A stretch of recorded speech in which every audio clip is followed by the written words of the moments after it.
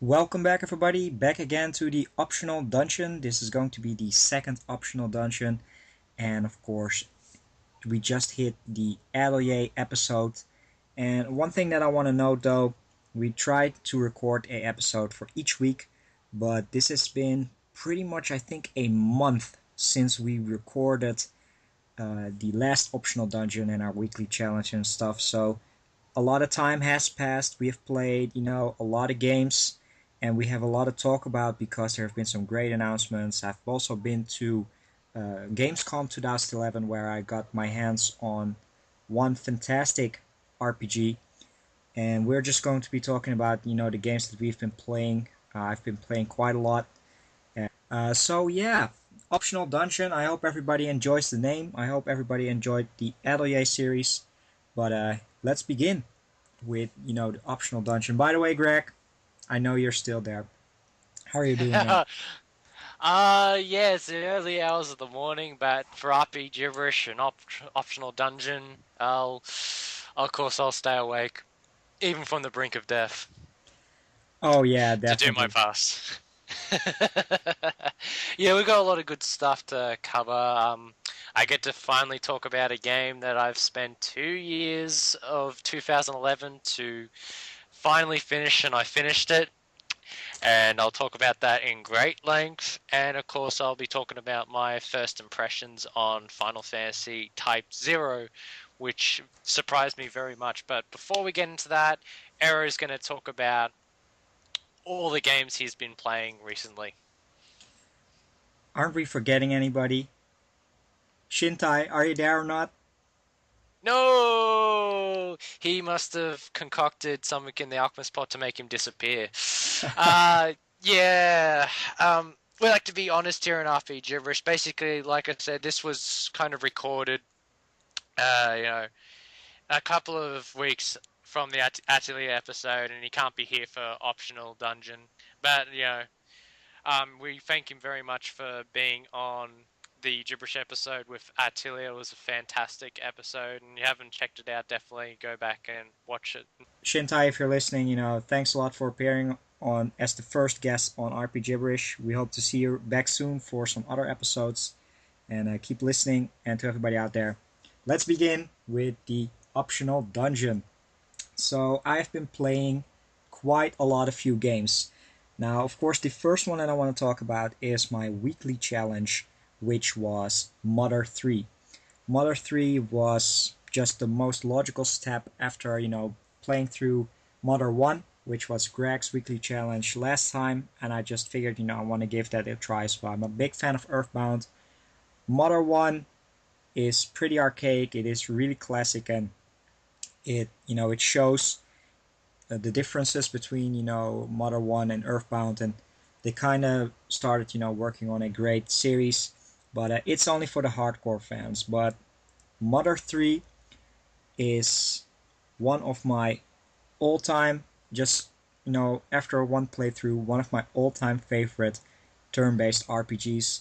I had a fantastic experience playing through the 20-hour game on the bus rides, train rides to work over the course of a week and a half, and it just blew my mind just how awesome it is. Let me just briefly give you a rundown. This game was made for the Game Boy Advance after 10 years after Earthbound had passed. There was a lot of talk going for a sequel on a Nintendo 64 called Earthbound 64. Earthbound never sold very much in North America and wasn't even released in Europe.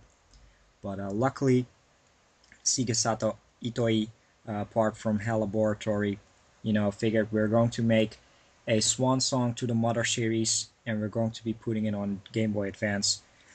And the Game Boy Advance was already out for maybe 6 to 7 years, and it was almost at the end of the life cycle back in, I believe, 2005, 2006, when the DS was, I believe, already out in Japan once Mother 3 launched. And that's probably the main reason why it has never been ported in English, because Nintendo gets really weird, as you can see now with Operation Rainfall, at the end of a life cycle of a system where they just figure it's not bankable and won't give them enough return on investment. But that's a whole different story. So Mother Yeah. 3, yeah, definitely very sad to see, Mother 3 never coming out in English.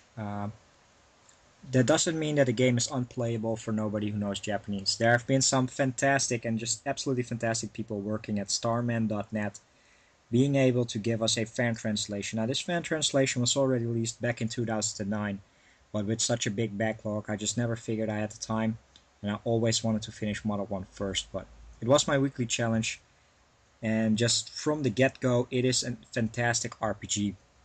So now that we discussed, the history, the game is just absolutely fantastic. Story-wise, it is both really light-hearted, very charming, but in its storytelling and the characters and the events that are happening in the game are very dark, very mature, and it just struck the right balance. In terms of storytelling, they took a system, for those who have played Dragon Quest IV, you get to know certain characters in segmented chapters.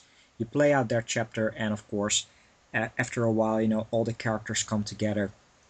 The game just fits perfectly over the course of, I believe, 8 chapters, where the seventh chapter is definitely the longest. They could have split that up into 6 individual chapters, but they chose not to. So, in total, the game runs about 20 hours, which might be short, but it's still a Game Boy Advance game. And just from the story, I don't want to give anything away. Just play through the opening chapter of the game and see the events that are happening to the characters, and you're just hooked. I hope that you're hooked. And it's been 2 weeks now since I finished it, and I still think back gladly, to my time that I spent with Mother 3. And this is definitely not based on the story and the gameplay. Everything just fits. I've been playing turn-based RPGs for maybe 20 years or so, and somehow this one just does something uniquely and a little bit different on multiple levels. Turn-based combat is very easy. You have your attacks, you have items, and you have magic, which we've seen countless times. But Modern 3 incorporates one of the most deepest comboing systems available. You're able to, on the beat of the music, hit your enemies up to a 16-hit combo, which is insane and rewards players for playing very well and just performing well and get to know the beats of the music. So listen to it with your music up loud and rake up combos and defeat bosses easily.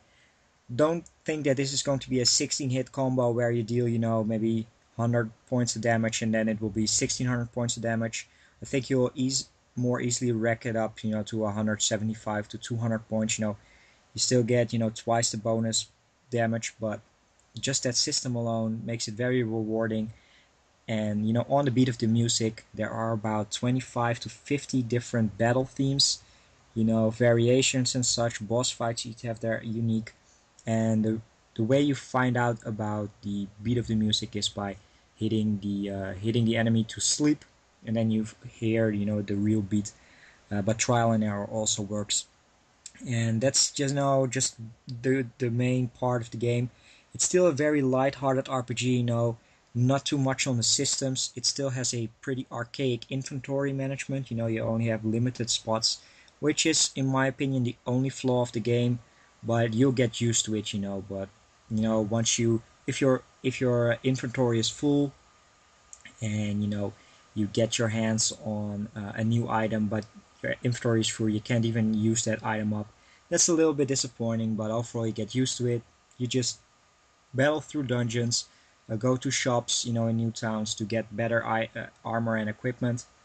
And you know, the best thing, of course, about Mother 3, besides the story, is the dialogue. The NPC characters all have, wonderful things to say. You won't leave any stone unturned. And just to give you an example of how great the storytelling and the dialogue of the NPCs is, the save points in the game are frogs, and you talk to frogs and they basically save your progress.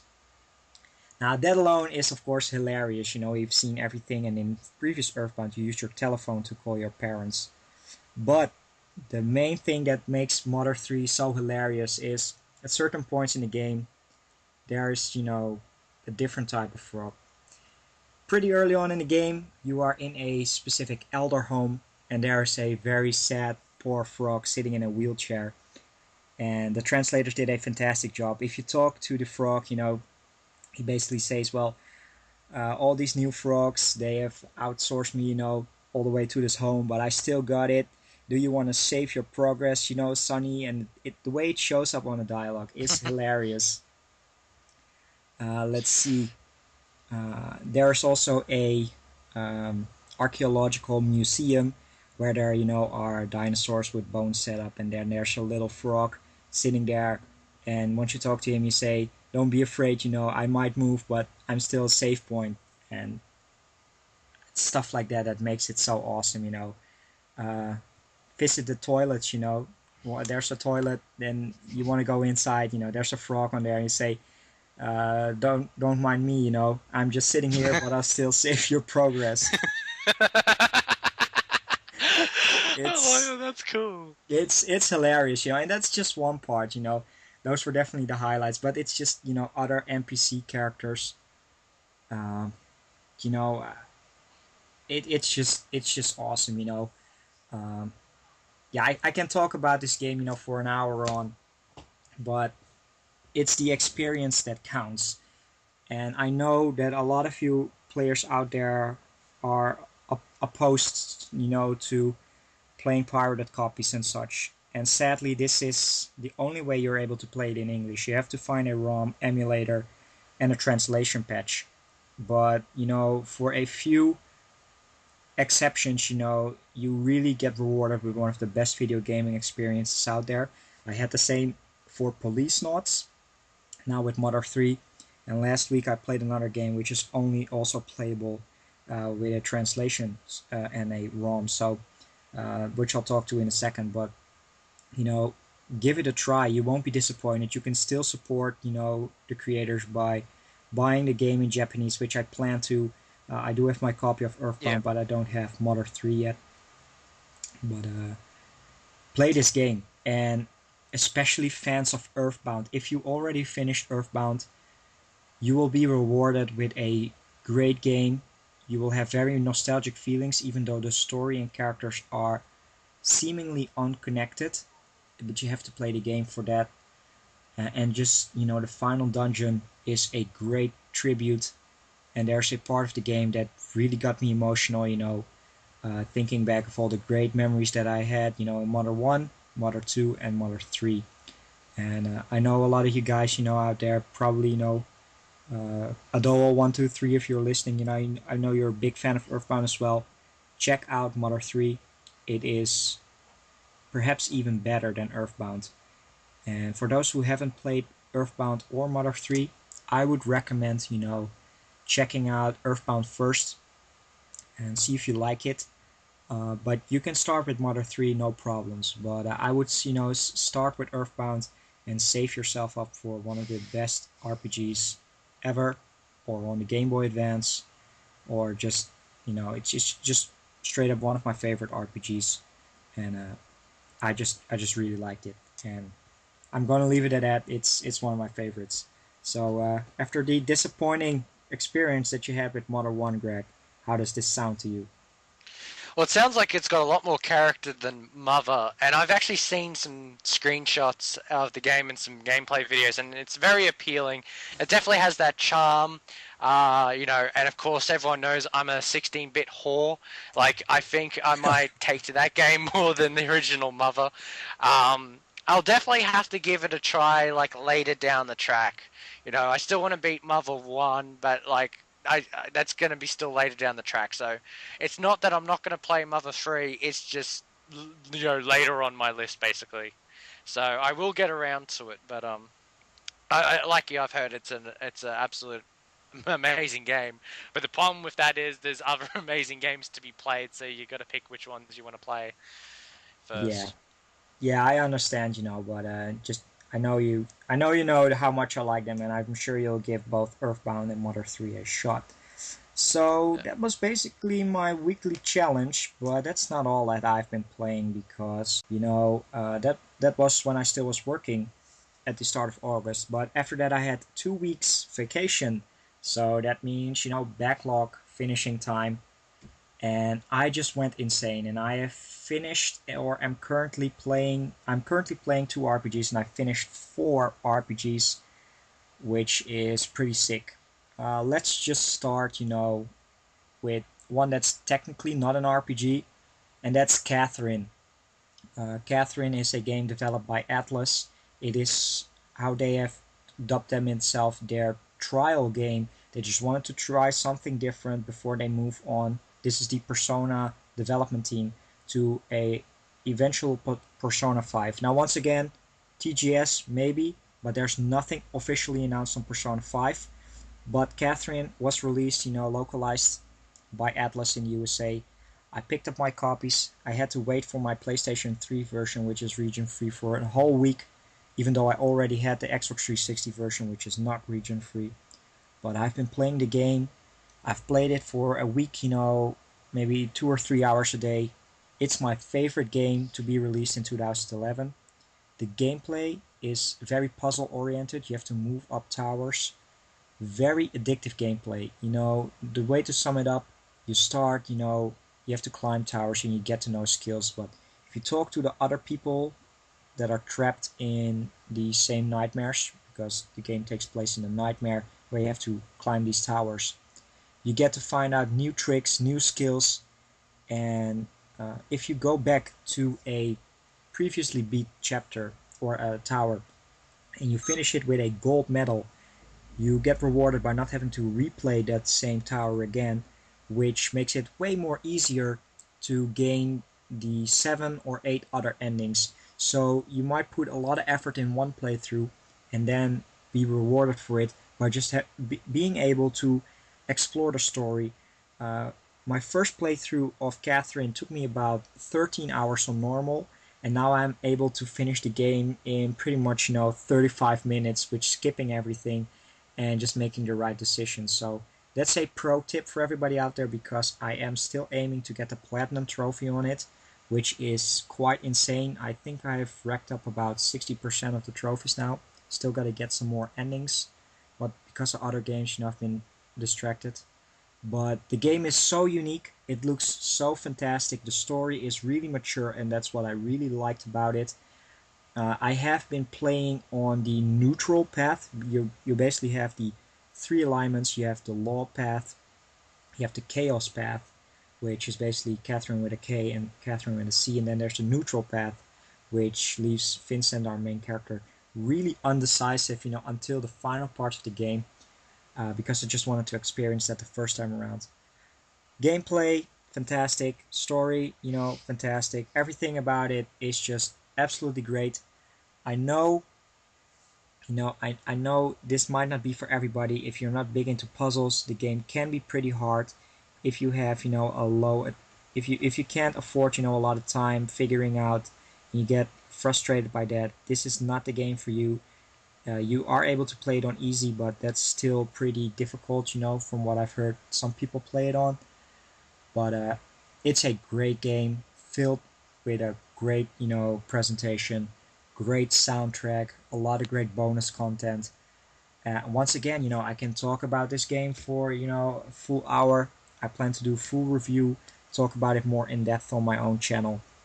But Catherine is a game that must be played. I know a lot of Europeans out there are still waiting for it. It has been announced by Deep Silver to be released in Europe. It was even playable at Gamescom, which was a lot of fun. I'd already finished the game and they had a demo running. And the funny thing about it, there were 4 booths set up. So I went there, all confident. I just grabbed the controller, and blasted through the first or the 2 stages you're able to play, and got gold medals. And the people around me were like, what the fuck? It was just it was really hilarious. So I once again, I said, I imported the game. I just wanted to check out the booth from the inside. Didn't really have to wait that long in line. Very funny, Uh, hopefully, I'm able to edit in some photos when I'm talking right now. You're able to see there were 2 girls kind of dressed up, like Catherine.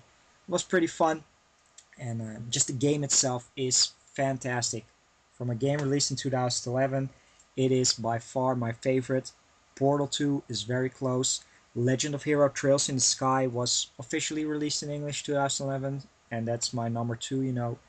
But Catherine, fantastic game.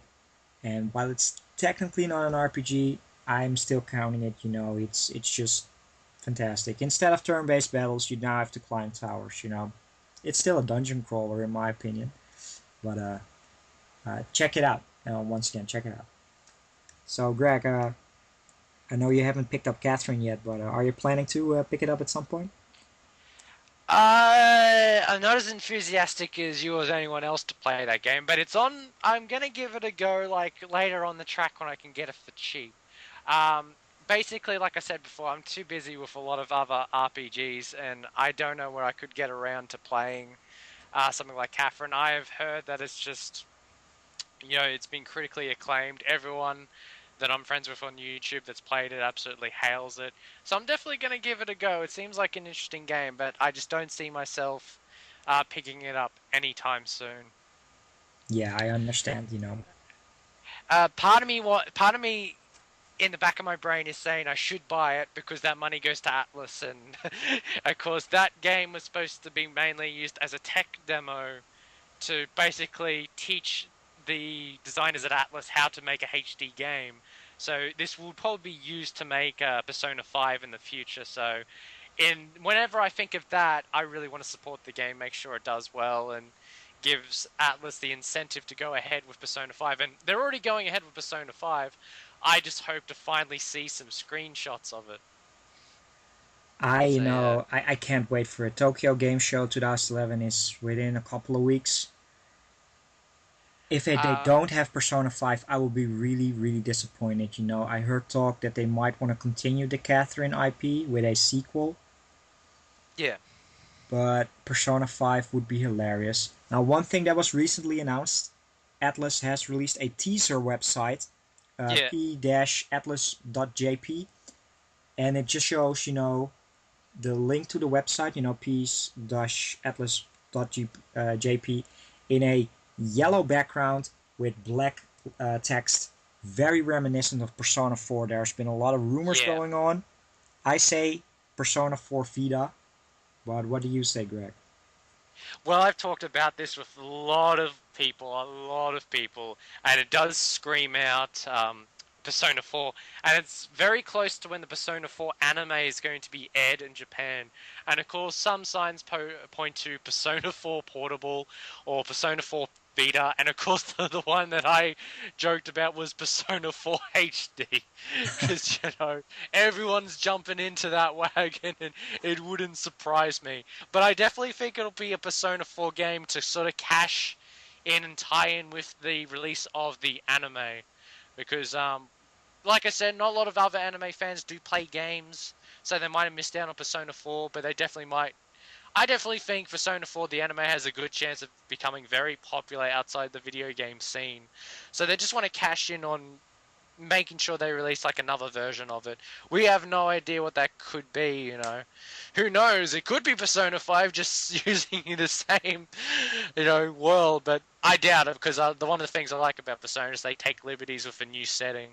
So hopefully there will be a proper Persona 5 teaser that's, shown to us at TGS. Here's fingers crossed. I have to say that I completely forgot about the Persona 4 anime. It was announced months ago, and while I'm not that big into anime because of time constraints, that is one anime that I really want to check out. Experience the story once again. But good that you mentioned it because I'd completely forgotten about it. But but yeah, I'm very interested, and I can expect great things from Atlas, and I really, really hope. And I read some comments that they are not going to be able to. I have no idea why, but Europe and PAL must see a release of Shin Megami Tensei Devil Survivor Overclocked. I know that's a mouthful, but the 3DS, which I don't own yet, is still region locked, but there's been no announcement on Overclocked yet. I don't own the original game, but I had played it to death. I got all the endings. I really want the game, but I yeah. Yeah. Yeah, it's a problem, and Overclock. The first Devil Survivor didn't get an international release. It was pretty much just America and Japan only. So it'd be very nice if they do take a chance on Overclocked, because I missed out on playing Devil Survivor. So of course, my next option is to go play Overclocked. Um, so I just hope they do give it a chance, because Atlas is not big on releasing their games outside of America. They can't afford it. They rely on a third party to release their games, whether it be back in the day, whether it be Koei or Ghostlight.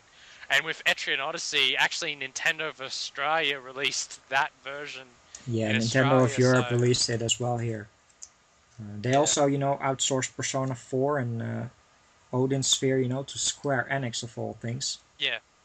But I was about to say, that kind of actually helps sales here in Australia, because we've got a cult that worships Square Enix, so having that tacked on actually helped the sales, because everyone went into that believing it was a Square Enix game, and I had to basically educate a lot of people saying, no, that's an Atlas game, which of course is just as good, if not in some cases better, but yeah, people are like that.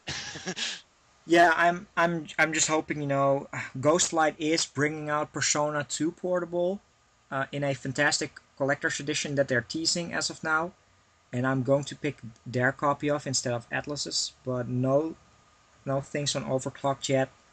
And of course, there will be the impending, release of Shin Megami Tensei Devil Survivor 2 on the original DS. So that's pretty much guaranteed, a buy for me. I believe they announced it for early 2012 by Atlas themselves in North America. So I will pick that up, of course, because the DS is region free. So that's pretty much, an Yeah. update for me on Catherine, as well as, the Persona games in the Shin Megami Tensei series. So I think it's time to move on to the next part, in which Greg will be talking about his experiences on his weekly challenge, Metal Max Returns. Now, before we're on with Metal Max, I just briefly want to give everybody an update. This podcast was recorded before the fantastic announcements last week made by Atlas, so we do apologize for that. We still wanted to incorporate, the segment just now, even though it's a little bit out of date. But just to give everybody an update, recently, a couple of days ago, Atlas announced Persona 4 The Golden, which is going to be the PlayStation Vita remake, for Persona 4. It adds more voice acting, a bunch of different extras, new characters, new personas, and there is even rumor going on about some online connectivity, but we'll definitely see more on Tokyo Game Show.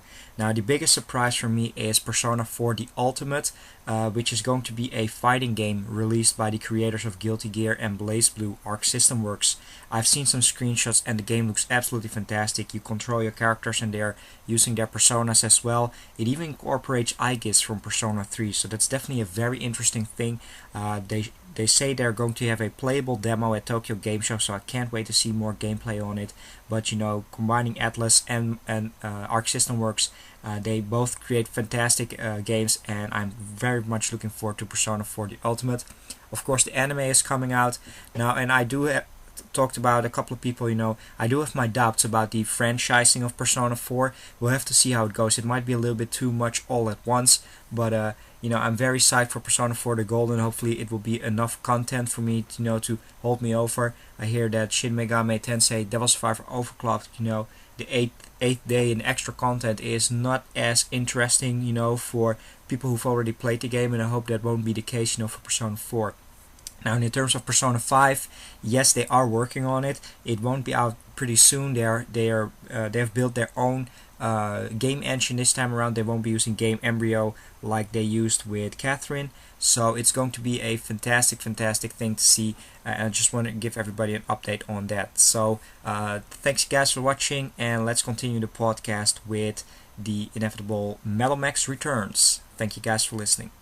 Well, of course, my weekly challenge was Metal Max Returns, and like I said before many times, I'm a 16-bit whore. I know Metal Max had an original 8-bit version, but when I found it had a 16-bit version on the Super Famicom, I couldn't say no to that. So, basically everyone, whenever they hear Metal Max, they think of Mad Max. And what's the cool thing is it's kind of set in the same sort of atmosphere in that cyberpunk, desolate cyberpunk world. Um, Basically, you play as a boy who gets disowned, mind you, in very spectacular fashion from your dad. Basically, you mentioned at your dinner table you want to become a monster hunter, and I've got to give this dad the best reward ever for the most overreaction to a notion ever by a son, that he just kicks his son out after saying that once. So he wins RPG Dad of the Year of all time. And that's the premise of how the game starts. Basically, you're kicked out into the cruel world, and basically you just want to basically fulfill your dream of fighting monsters. Now, the thing about Metal Max, and it's not a bad thing, it's very different, is there's really isn't a plot to it, so to say. One of the beauty about Metal Max, it is a go at your own pace, go anywhere, sort of do anything RPG. And for a 1995 game, I applaud it for doing this because should say at the start of the game, you do have this confined space, but once you get out of it, the options are endless what you can do, how you do it in a certain time. Basically, the main focus of the game is to collect bounties. It's not a side objective, it is the main objective of that game, to go into each town to find out the bounties and go after them, which I find really cool. But one of the reasons why I really like Metal Max Returns is the little things. Like you can go up to any computer and type in on the keypad or press yes or no, like a real computer, and I really liked that, and just this element of immersiveness, for a Super Nintendo game, I thought was really cool. Like you can go, it's basically your typical Dragon Quest type game where you have the menu where it says you can talk to people, look at your status, have your equipment, blah blah blah, and you do go up to cupboards and chests and all that and look, and find items. So if you're into Dragon Quest and all that, you'll be right at home with Metal Max Returns. We do get rewarded for looking at every nook and cranny.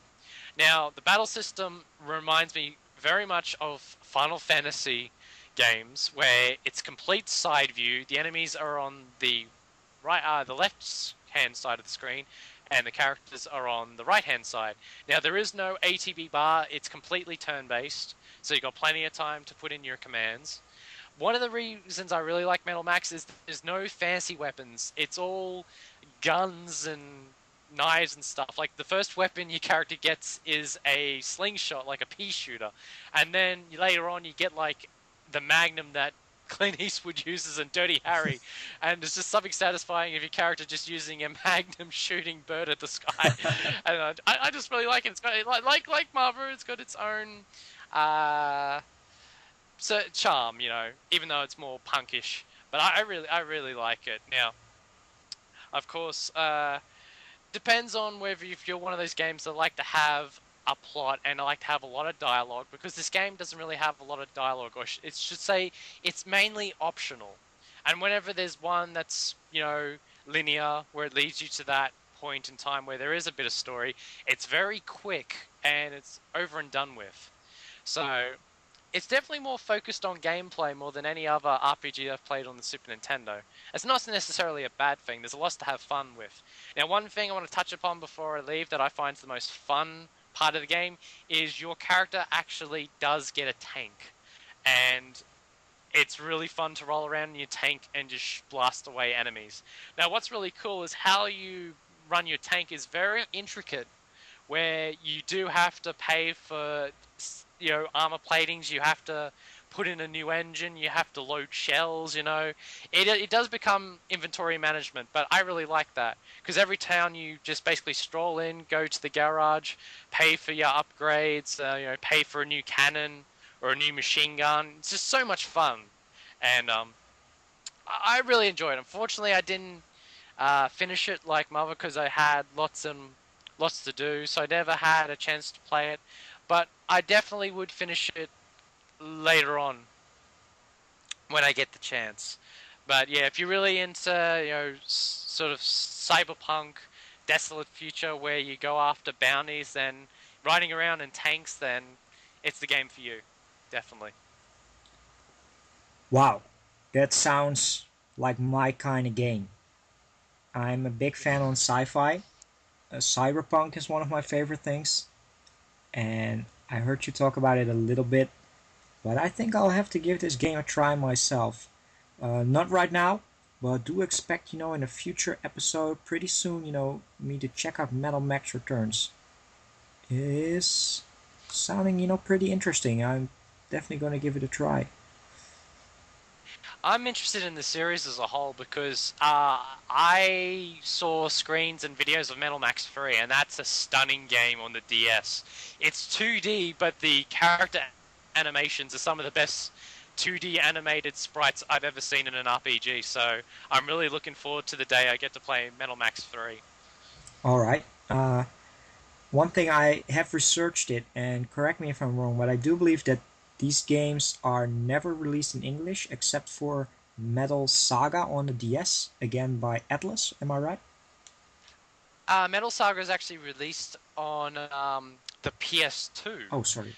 And it was a no. There was actually a Metal Saga on the DS, but I can't remember if that did get an English release. So yeah, you're not sort of wrong there. But yeah, the main title that did get the first game of the series that did get released is Metal Saga. So for all of you people that are going, oh my god, that's part of the Metal Max. Yes, it is, and it definitely is a fully fledged Metal Max game. It even has music remade from the first game in the game, which is the boss theme. But I never, again, Metal Max flew under the radar. It never got a PAL release, so of course I didn't know about it until I got on the internet and found out about it and got reminded of it recently when I got into researching the Metal Max series. So when I am able to play imported games, I'll definitely have to give it a try. But I'm just looking forward to being Returns and giving 2 a shot, and ultimately my desire to play 3, because that game just looks stunning. But that's not the only thing I've been playing recently. Before I get into the game that has enslaved my life, I've actually been playing something just very recently. One game that I've been wanting to play for a very long time, I bought it a couple of weeks ago, and this week I popped it in, and that is Dragon Quest VI, which Yes. is the third chapter of the Zenithian trilogy, which is 4, 5, and 6. And of course, it's the last of the DS remakes that uses the exact same engine. And I gotta say, I really love that engine. It's probably one of my favorite. 4 and 5 are probably one of my favorite RPGs on the platform, especially 5. 5 is definitely one of the best games of the series. Now, I gotta say, 6 hasn't gripped me as much as 5 did, but I'm still enjoying it. There's lots to do, and if you're a fan of games that have like a second world, like the Light World, Dark World, it has something like that, where it has kind of like the real world and the Phantom World. So it's definitely a meaty adventure. I'm liking how when you switch basically all the story events that switch between the two worlds, it's very interesting. I can't wait to dive into it. There's nothing much to add, but it's Dragon Quest. It's fun. There's metal slimes to fight, which I always get addicted to fighting. There's a casino to lose many hours, basically gambling for more gold, it's Dragon Quest. It's awesome. What can I say? That's great. Of course, it has been released a couple of months ago. I have yet to pick up Dragon Quest VI, and sadly, I still have to play Dragon Quest V. In terms of Dragon Quest, I've been playing, 1 and 2 recently, which were okay, great looks into the series. And I played a little bit of the third game, but I'm going to continue the third game later on, then move on to 5, and then eventually get to 6. But it's a great pickup, I'm waiting for the price to drop a little bit more, and then I'll pick up my copy of Dragon Quest 6. And yeah. I've got a question for you, Ero. I can't remember this, but have you played 8 yet? Ah, Dragon Quest 8. I tend to avoid that game because I feel so bad. I picked it up. Now, this was back in 2006 when I was only, a big fan of Final Fantasy and Kingdom Hearts, and, Square released Dragon Quest 8. So I bought a copy, played it, and of course recognized, Akira Toriyama artwork, on the cover. Played for maybe 2 hours, liked it, then postponed it, then retried it a year later, postponed it after the same 2 hours, tried it a third time, and I even last year tried it a fourth time. Got got through the opening, hour and a half when you're finally outside the town, but I just never persevered, and I feel so bad for it because it's supposed to be one of the best paced PlayStation 2 games. It's actually my favorite game on the PlayStation 2. It actually got me into the series, being a crazy fan of the series. I've got lots to talk about my experiences with Dragon Quest VIII another time, but hopefully you were able to give it another go in the future because I highly recommend it more than any other games on the system. Yeah, I know, I know. I've been hearing, so many great people talk about, Adol 123, Benzo 86, you.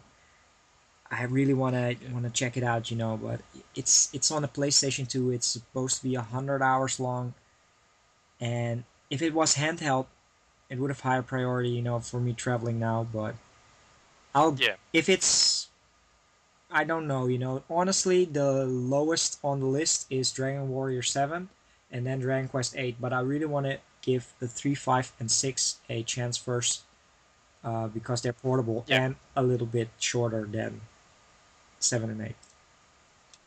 Yeah, that's fair enough. Yeah, I can understand that. But it is great looking, and from what I've played, very great. And it's probably the best looking Dragon Quest game out there because it's on the PlayStation 2. The handheld ones are great, but now seeing or being able to play it, full screen, wonderful graphics by level 5, it will probably be the But best until Dragon Quest 10. Ladies and gentlemen, he read my mind. That's basically what I was going to just get into. Basically said the best graphics until we know about Dragon Quest X, which I can tell you now at the time of recording is only the Dragon Quest 25th anniversary pack is only weeks away, and in that pack is the trailer, the long-awaited trailer of Dragon Quest X. And I can tell you this now: I've not just waited this year; I've waited years ever since the game's announcement to see first screens or see that first trailer. Oh, yeah. And you better believe that that day, when that day it gets released in Japan, I will be praying someone in Japan will upload the trailer to YouTube and I will watch it because that's what I'm waiting for, to see what the game looks like. I am praying it's going to be like Dragon Quest 8 because that's the Dragon Quest game I love more than anything. So I'm praying it's something like that. Oh yeah, But I really wanted to pick up the anniversary collection as well. Sadly, my copy got cancelled because they don't have enough units. But I'm definitely going to check out the trailer. Just one thing really controversial that has been on my mind for the last couple of days. Supposedly, reports are that the Wii U is really starting to fail and such. Uh, this is no console podcast, but honestly, Dragon Quest X, if they release it on Wii U, might save, get them the millions. But that's just my opinion, That's something Nintendo and Square have to figure out. But I'm just saying. well, one of the rumors is they were going to pull a Twilight Princess. They're going to have one version on the Wii and have one version on the Wii Yeah. U. I don't know if it's going on the Wii U because it's been in production for the Wii for a very long time, and it might be the system's swan song. But ladies and gentlemen, listening to this, Dragon Quest sells in Japan, and there was a good chance. There was times where people said that there was no way in hell it was going to come outside of Japan until 8. You know, it gave it new life. Of course, Dragon Quest was released here on the NES under the name of Dragon Warrior, and the 4 games got released, but didn't have quite a big audience.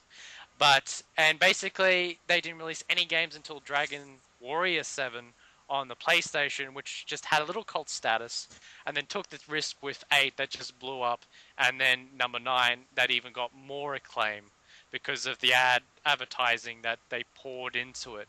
Ladies and gentlemen, RPG fans of all ages, this is the time where I announce that after 2 arduous months of playing, of being immersed in this one world, I have finally beat the Shining Force 3 saga.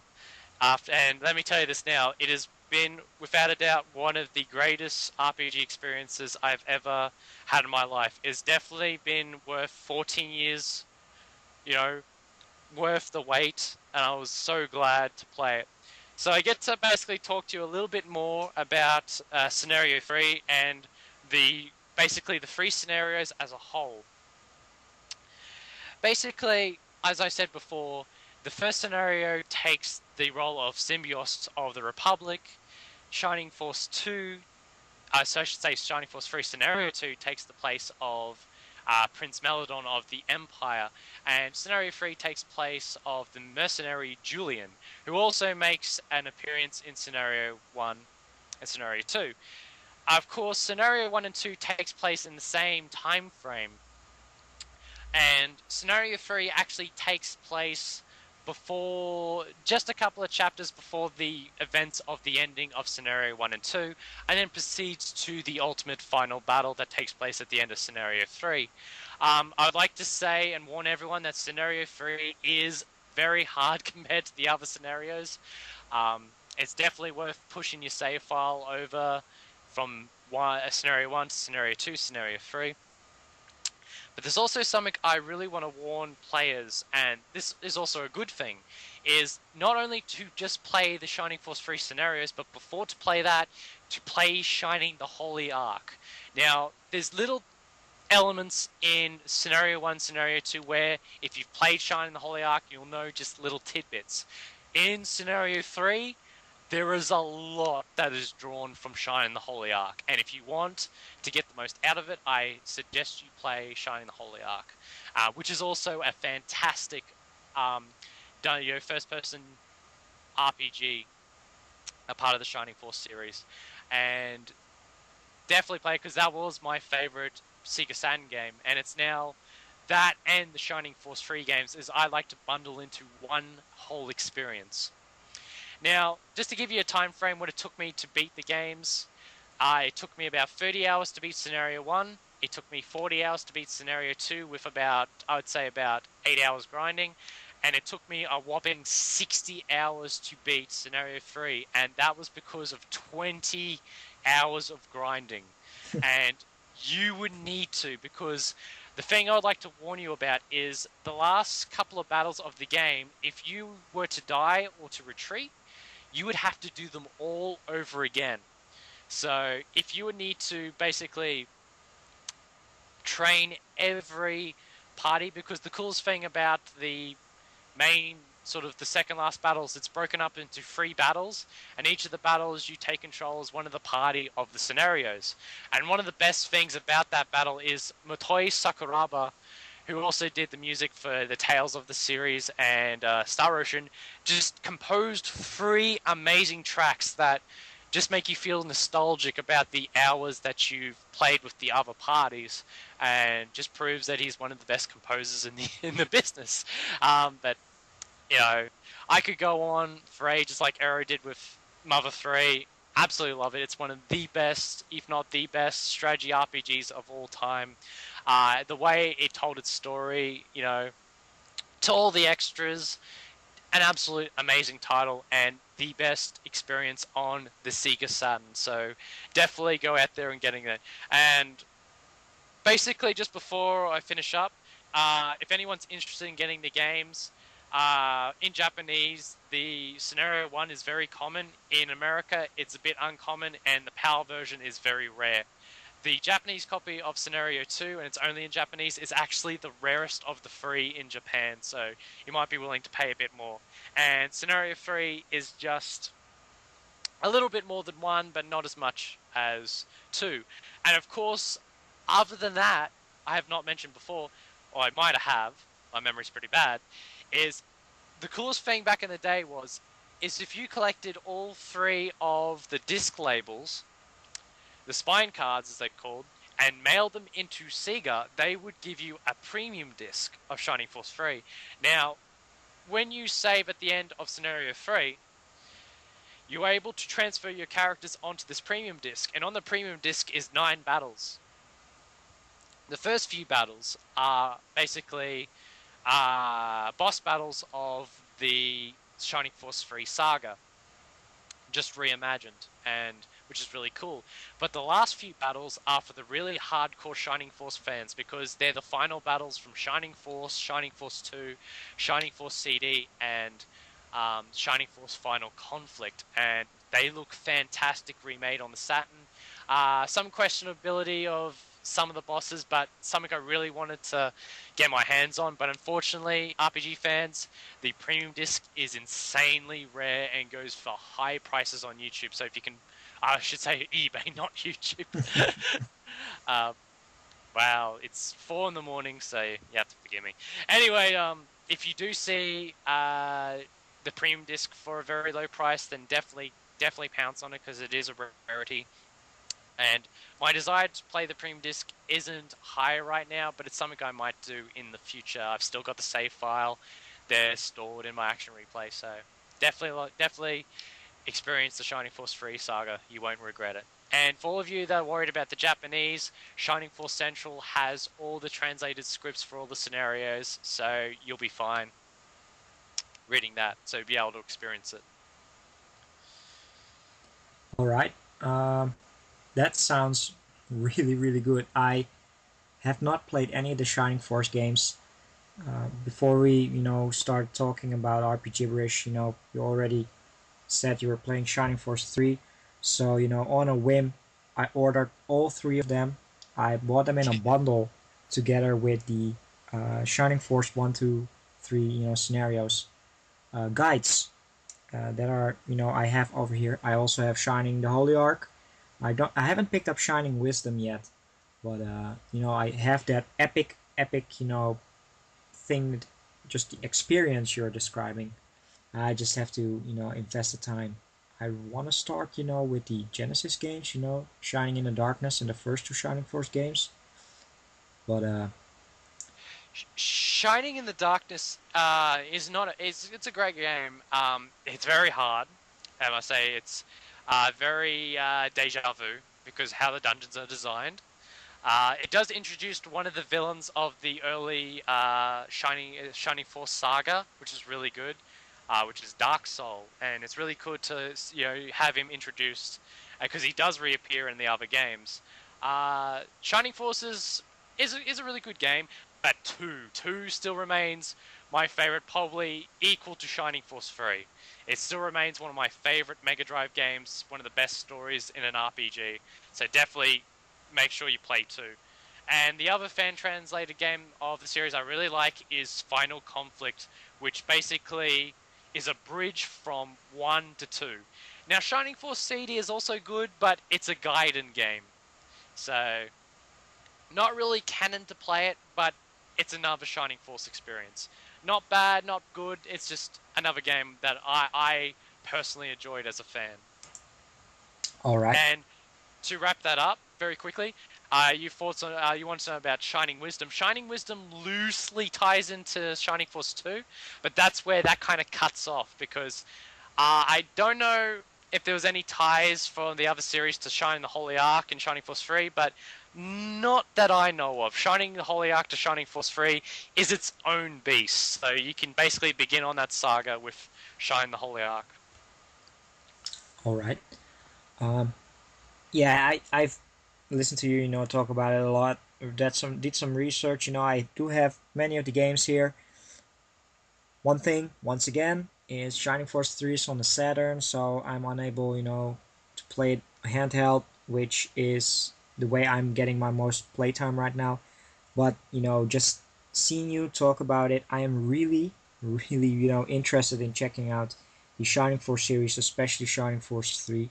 And that's also tied to the game that I want to talk about for the last couple of minutes in this part. And you've done it again, my good sir. You have, you know, talked about games, you like so much. Ease was wonderful. You got me into Legend of Heroes, but I'm playing Fire Emblem Shadow Dragon on the DS. Now, I already played through the prologue 2 years ago when the game was released, but I'm not the biggest strategy RPG fan. But I have the Fire Emblem bug right now. It's Yeah, so addictive. Just insane. I could talk about Fire Emblem for ages because other than Shining Force 3, that's the other strategy RPG as I like to call it. Both Shining Force and Fire Emblem represent what I love about strategy RPGs. People are surprised when I don't give Tactics that praise. Tactics is a great Final Fantasy Tactics is an okay game, but I just rather prefer Shining Force and Fire Emblem. I gotta say, Fire Emblem's a lot harder than Shining Force because there's a lot to lose, and I think I'll let you go into that before I continue on. Oh yeah, it's Fire Emblem. Strategy RPGs have never been my main thing. I've played, I started playing them on the Game Boy Advance with Final Fantasy Tactics Advance, which was, in my opinion, a great strategy RPG for a first time. I really liked it, as well as Advance Wars 2, which I found out later is also by Intelligent Systems, also the developers of the Fire Emblem series. But both games I had never been able to finish. Final Fantasy Tactics Advance because I lost my save file, and Advance Wars 2 because it was really difficult on the later segments. But Yeah, Fire Emblem, like many, many people, I got to know them through Super Smash Brothers Melee and Brawl. And, once the DS version was released, I picked it up and I wanted to play it. I never, persevered. But now that I'm back into it, it's amazing. The fact that you're able to recruit a lot of great characters, with story. Some strategy RPGs, you're able to recruit new classes and characters, but they don't really have a personality behind them. But yeah, that's what makes Fire Emblem so great. Recognizable characters. The story makes it really great because everybody that you get on your squad, or at least most of them, have their unique story and their motives why they join up to you. Uh, Honestly, it's pretty much 30% that has that story and 70% are lackluster characters, which you don't use all that often. But there are, I believe, 25 chapters, and I'm currently at chapter 16. And the battle that I am is a very important one that is basically reclaim the land that I was, that got stolen from me. I'm playing as Prince Marth, which got driven out of its native country, and I'm finally back there. I gotta kick some guy's ass, but it's great, but it's very difficult. You have very limited save spots. You basically for each battle have two save points that you can only use once. You can save, of course, between battles and prepare for it, but once a unit dies, the unit is death is dead for good. Which yep. taking too much risk only for one unit can get yourself killed, and you have to redo the entire battle. If, like myself, care for completionist sake, I want to try to recruit as many Yep. people as possible. And yeah, maybe I could have finished it already if I just persevered, but I've been replaying, I've been grinding a lot. Grinding is really hard. You have a limited amount of enemies that are available on screen, and you are able to grind in a Colosseum, but once again, very risk heavy because you can die very easily. So it's difficult.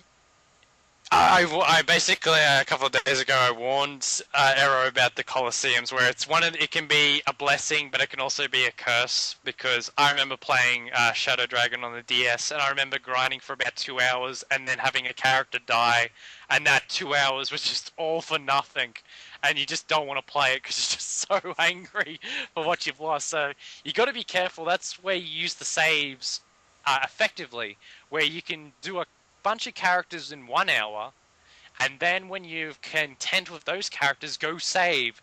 So, you can go to the other bunch. It's a good way to rack up money, but it's the best way to rack up experience points. But it is very costly. But what I like to basically compare like Fire Emblem to Shining Force is I consider Shining Force more of the RPG side, whereas Fire Emblem's more focused on strategy. Like you've got a lot to use. There's a lot of item management. Where in Shining Force your weapon is everlasting. Where in Fire Emblem they have charges. Now, I could talk about this for ages, but we actually have an episode planned in the future where we are going to bring on one of our one of my greatest friends on YouTube to talk about the series in great length, and it's an episode that I've looked forward to recording ever since thought of RP Gibberish. Oh yeah, But I'm psyched. I'm playing Shadow Dragon right now, and I've already planned, to play the Game Boy Advance games that have Roy in them. yes, I hear these are your favorites. They are handheld. yes, I gotta play them as well. yeah, the seventh game, which was basically translated to the Blazing Sword, was the first Fire Emblem game to officially get released, in English. And what was really cool, and I'll delve into the story another time, is thanks to my brother, he brought it back from America, and I got to play it a lot earlier than my other Australian gamers. And I was addicted to that game. It was one of the only games that I remember like playing it into 5 to 6 a.m. in the morning because I was just that into it. And I'll talk about that in the episode, but definitely go out and play the Game Boy Advance ones. But also, if you are able to in the future, play Path of Radiance and Radiant Dawn because they are Part 1 and Part 2, respectively, on the GameCube and the Wii. And I really like them too. But one thing I've just got to warn anyone that wants to play Radiant Dawn, I have to say this, that in all my years of playing RPGs, it has to be without a doubt one of the most heart-wrenching, godlike, difficult RPGs I've ever played in my life. I actually played Shadow Dragon after I played Radiant Dawn, and I was wondering why this game was so easy. Shadow Dragon is a cakewalk compared to Radiant Dawn. Radiant Dawn will basically chew you and spit out your bones and swallow your soul. That's how I can describe it. Hmm. Uh, I can take my difficult games. Ninja yeah. Gaiden 1 and 2 are very difficult. I like them for it. But I'll play some more Game Boy Advance first, and hopefully something that I want to mention that I recently found out, there is a second game on the DS only released in Yeah. Japan, which is the story continuation of the first Fire Emblem that I'm playing right now, Shadow Dragon. And Yeah. it's currently being fan translated. I've seen screenshot. They're making some great progress. Hopefully, I'll be able to play some more Game Boy Advance and then roll right into the continuation of Prince Mark's story. I am psyched, and thanks to the fan translators once again. Like I said, thanks to the fans that come to the rescue where Nintendo of America doesn't. Nope. This is an issue that I've been concerned about for years. Ever since the game got released in Japan of last year, I've always known about its release, and it's actually not the first version. I want to go to dive into that a bit more, but Shadow Dragon on the DS is actually the second remake of the original game on the Nintendo, whereas the second game, the Part 2 of Marth's storyline, is actually the remake of the Super Nintendo game that was actually Part 1 and Part 2 on the Super Nintendo cartridge, which I always found to be an awesome value for money. So I can dive into that, how that came about for ages, but I was really looking forward to playing, as the game is called, Mystery of the Emblem, or New Mystery of the Emblem. I was so looking forward to it. But unfortunately, like Mother 3, like most RPGs that Nintendo has a hand in releasing in Japan, got overlooked in America. So it's very sad. So to those who are a part of the fan translation team, um, thank you so much. I can't wait to play it. I'm definitely going to be buying my copy of New Mystery of the Emblem, though, for my Fire Emblem collection, because that's one of the games that I very, very much love to collect. And when I get back into collecting games full time, I'll definitely focus on getting that. All right. And in the meanwhile, I'll be continuing. Hopefully next week I'll finish, Fire Emblem, and probably move right on to the Game Boy Advance games. All right, I think it's time to move on to the next part, and those are two more, or actually three more games that I've been playing. So let's move on to the next part. So for now, I'm going to be talking about three more RPGs that I have had the pleasure of playing through and beat. While the experiences of all three were still very, very great. There were no Mother 3 Catherines or a Fire Emblem, but still fantastic RPGs, each with a unique story. And for the hardcore like myself, I encourage everybody to play them. First, I'm going to talk about Shin Megami Tensei Persona on the PSP. Of course, in anticipation of the release of Persona 2 Innocent Sin, again on the PlayStation Portable pretty soon, I figured it was a great time to spend my vacation playing Shin Megami Tensei Persona 1. I've finished the entire game. Basically, the game is set up. There are two available storylines. There is the normal storyline called the Z-Bag Headquarters storyline, and or you can also steer towards pretty early on in the game, go for the Snow Queen quest, which is even more difficult and has its own different set of playable characters. I have played it for a little bit, but I have not yet finished it because I've been playing other games. I will get into it at some point because it's basically two games for one. But let me just talk a little bit about Shin Megami Tensei Persona. We all know that Persona 3 and Persona 4 are amongst my all-time favorite RPGs. Absolutely fantastic gameplay. But Shin Megami Tensei Persona is different. The way it's different is that it's more a traditional SMT game in the fact that it's a dungeon crawler. And the way it ties into Persona is through the fact that you're playing as high school students as well as they are summoning personas. And you're able to fuse personas in a less appealing and more difficult way. In Persona 3 and 4 you get a lot of persona cards after beating them and such. But in Persona 1 you can only get spell cards to fuse new personas through negotiating. And the negotiation process is a big part of SMT, but not Yep. from Persona 3 and 4. They have not added, the negotiation part in it.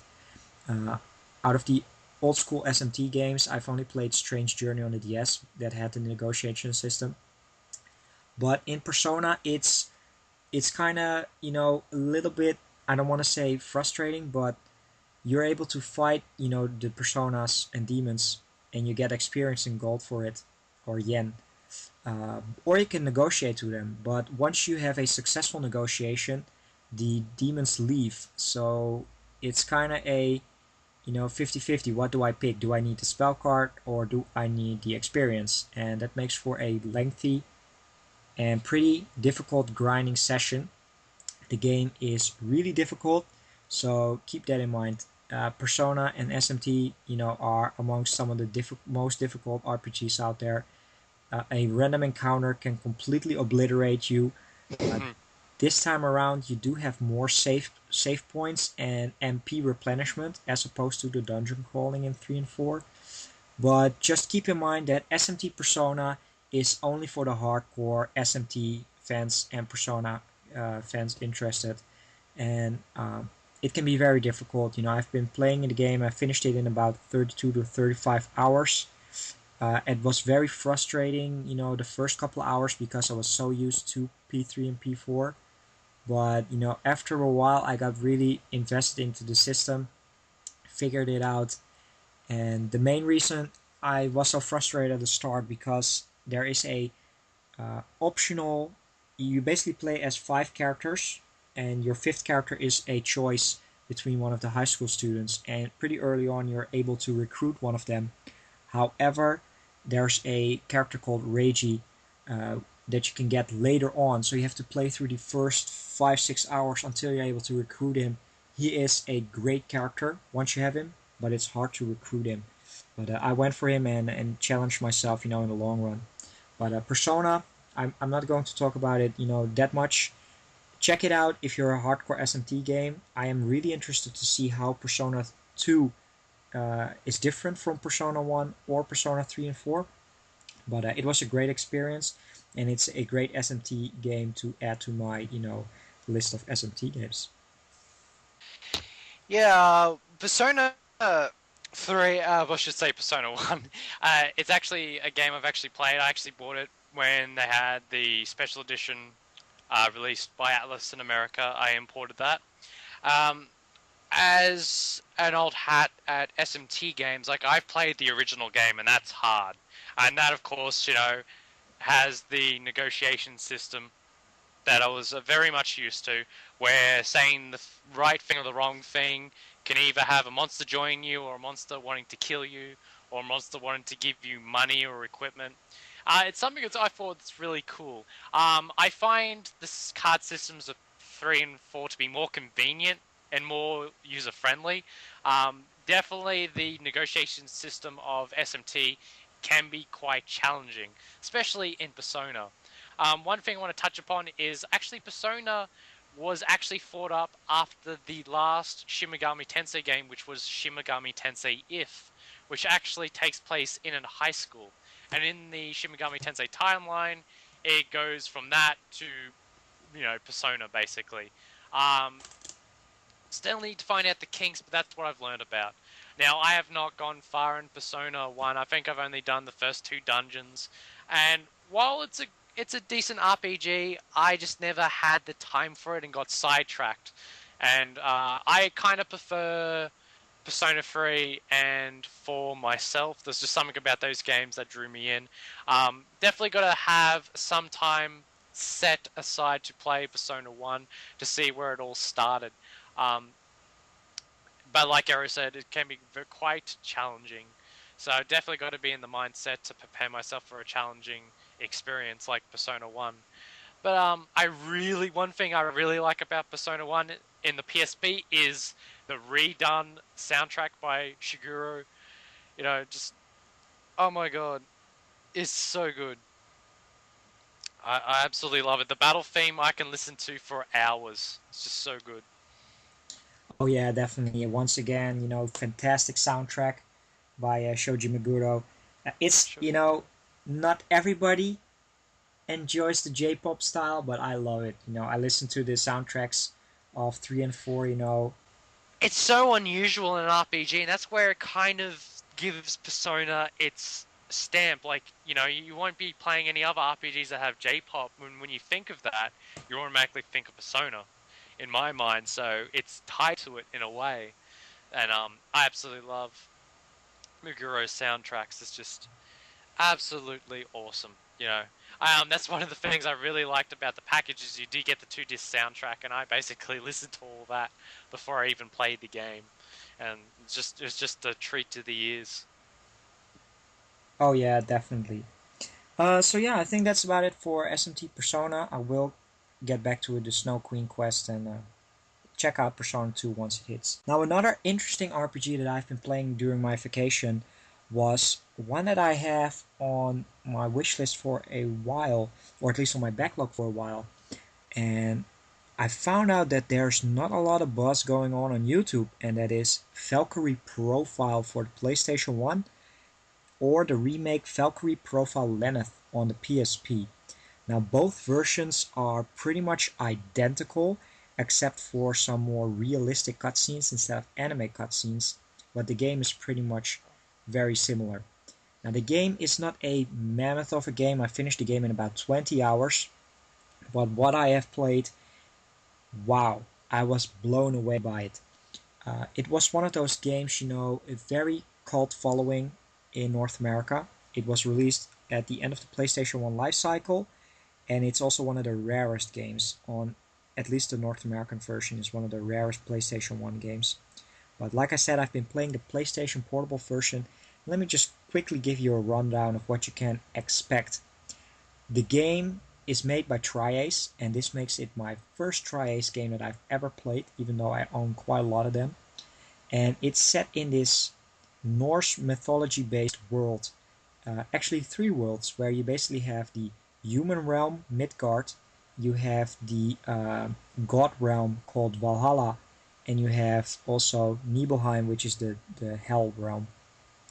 And you basically play as Lenneth, this special knight that is summoned by King Odin to recruit so-called fallen souls, which in the game are called Einherjar. You have to recruit these fallen souls, which are basically people who just passed away, and train them to to help out in the war in Valhalla. Basically, Odin is part of the Anir, and they're basically fighting against a different force of gods, the Vanir. So Lenneth is sent back to Midgard, the human realm, to fight there. And what you see there is a fantastic storyline, that evolves over 20 hours. The individual stories on the Einherjar are fantastic. To see everybody meet their end because they're dying. But there are about 5 or 6 major kingdoms, and you play this game. It's a time-based game, not as annoying as Persona or Atelier series, but you basically, over the course of 7 chapters, you meet a lot of great characters that you're able to recruit. Some you can only recruit in later chapters, but it's it reminded me a lot of Suikoden in the fact that you're able to buff up your army, which, like, I finished Valkyrie Profile last week and now I'm playing Fire Emblem, is pretty much similar. I really enjoy that style. The game is also very unique in its gameplay system. You basically control, in the dungeons, you control Lenneth in a side view 2D platformer where you're able to attack enemies with a ice spell and freeze them and get treasures and such. But after that, if you get in contact with an enemy or it's just a boss fight, it turns into a turn-based battle system where your entire party works on a combo system. So the triangle, square, circle, and X button all map to one of the 4 characters on screen. Time your attacks right, do a very devastating combo, and it's very hard to describe, but very unique. And that's what I liked most about Valkyrie Profile. Its differences to traditional turn-based RPGs. It's fantastic, once again, fantastic presentation by Tri-Ace with a killer soundtrack by Motoi Sakuraba. Yes, the man himself returns once again, and just overall great story, a great dialogue, fantastic characters, deep gameplay system. There is a lot of management in the menus because you level up with pooled experience. You're able to distribute experience over whoever Einherjar you see fit. You can send them back to Valhalla, to help out Odin and get rewards for that. But you lose that character, to play with. Overall, about 25 to 30 recruitable characters. I played it on the hard mode because that's the only way to unlock the real ending to the game. Play this game. I was really amazed that the fact that there are no real reviews out there, or my favorite RPG channels have a good review out there. I am planning a review on my own channel to talk about it a little bit more in depth. But Valkyrie Profile or Valkyrie Profile Lenneth are fantastic, fantastic game that you just have to check out. It's highly recommended.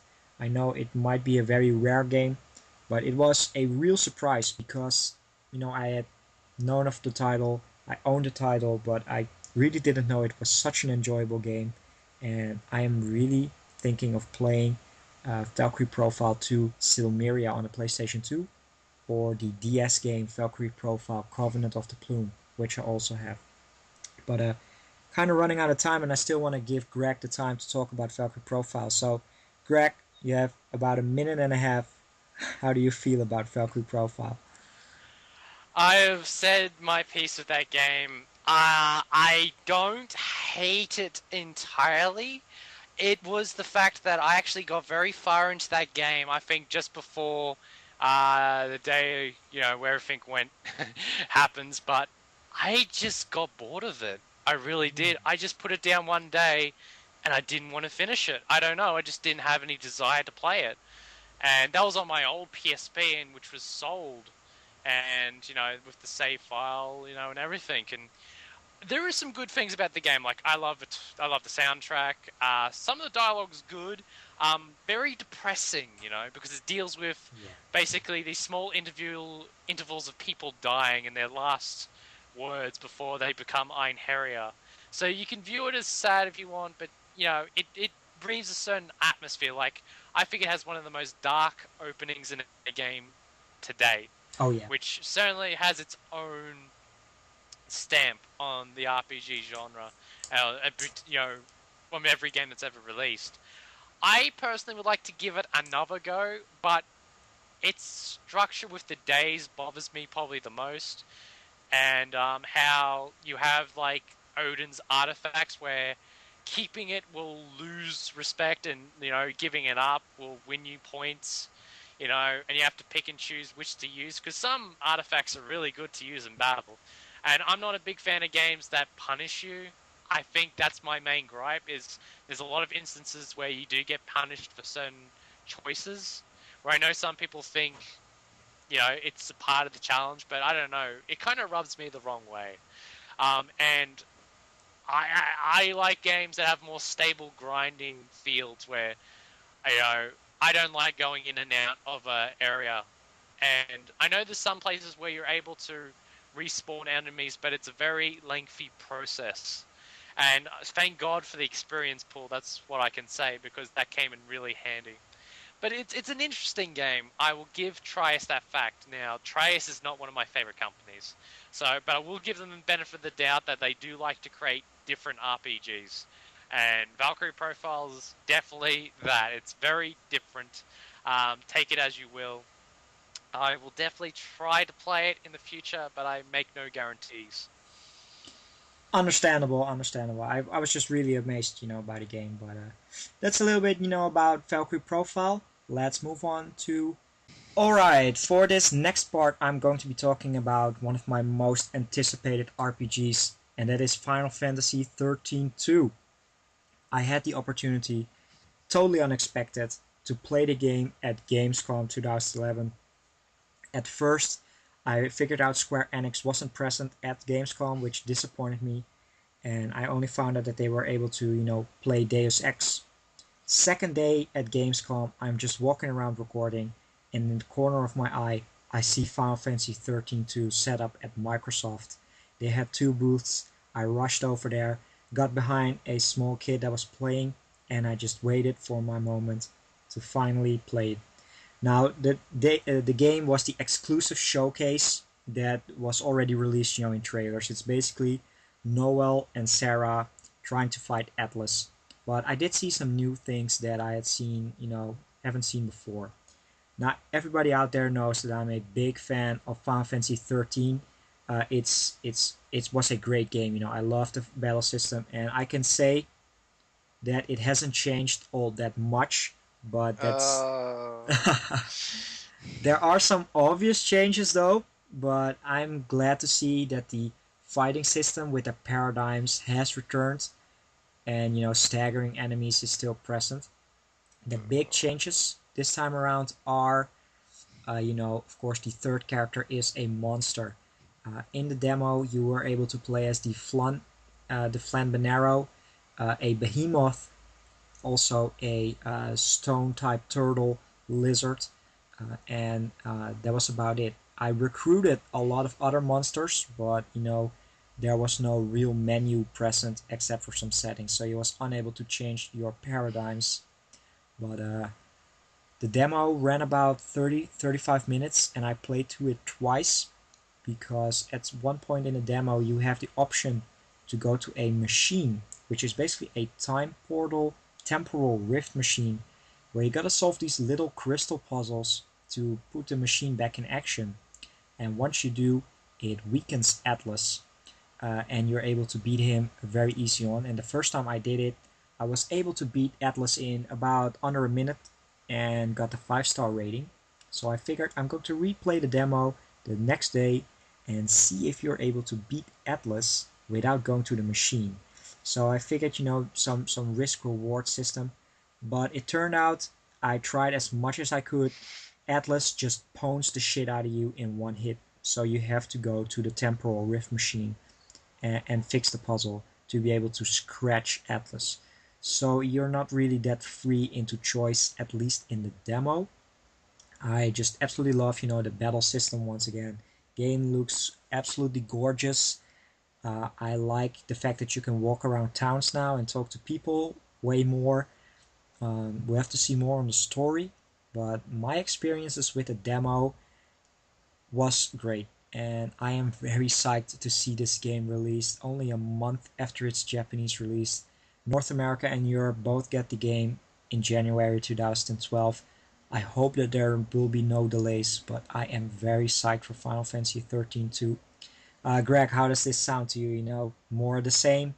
And I know you're not the biggest fan of 13, but Yeah, I'm quite infamous for my views of 13. Now, it's not the worst game I've ever played. I actually like the characters, and I think the visuals are stunning, and I love the soundtrack, so it's really great to watch. I don't like. If you may have heard that groan I made when Arrow mentioned the battle system, I knew about that ages ago, because that was the one aspect I really wanted to know about, and the fact that they did not change it upsets me.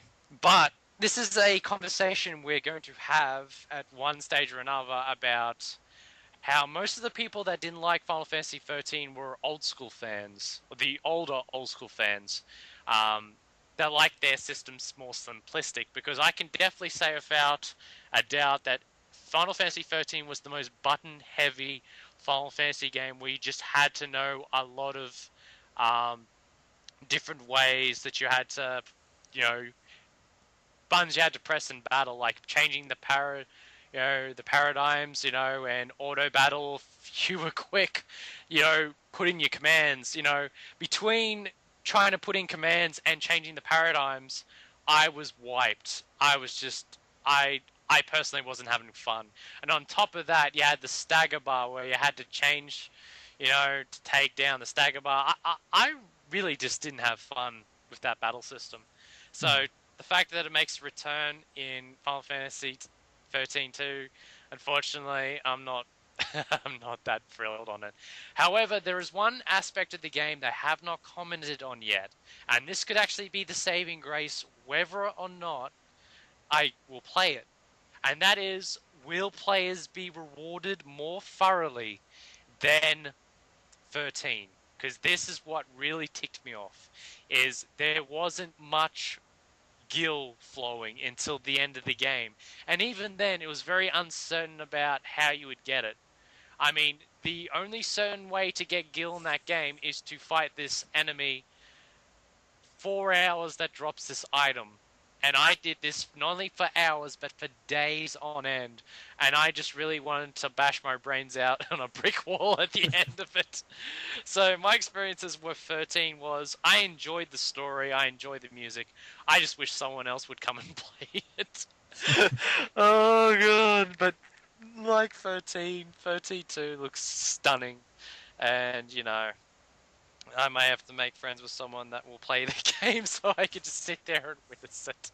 But I probably will give it a try, but I don't hold me to buying it day one.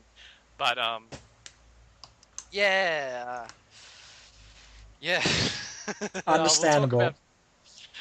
We'll definitely talk about 13 and the other Final Fantasy games in another podcast. And I gotta say, RPG fans, that's going to be the most controversial on my end. Let me tell you this now. Yeah, that's one thing that I like about Final Fantasy. You know, differences between the games, they won't, appeal to everybody.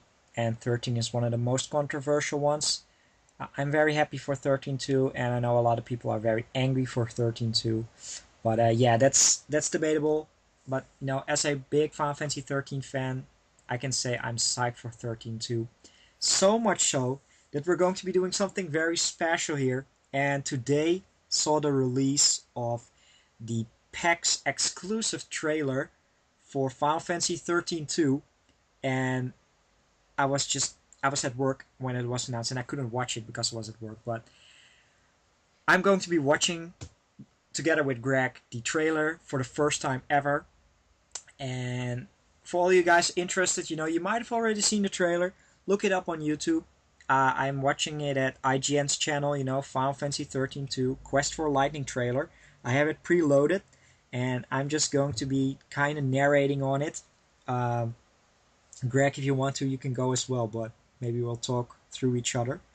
Yeah. But yeah, this is the first time I'm ever going to see this. They have, new stuff. I hear there are some interesting things. So, Greg, are you ready? Yep.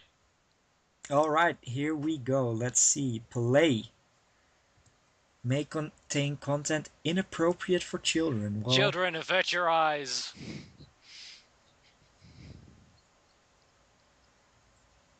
We hear lightning talk. Interesting.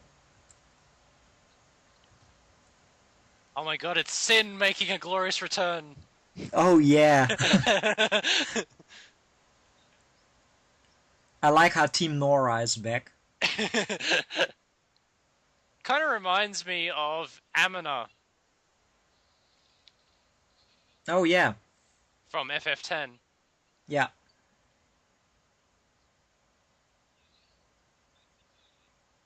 I like the design of Noel. Honestly, he looks a lot like Squall. I like his weapons, they're very cool. Oh yeah.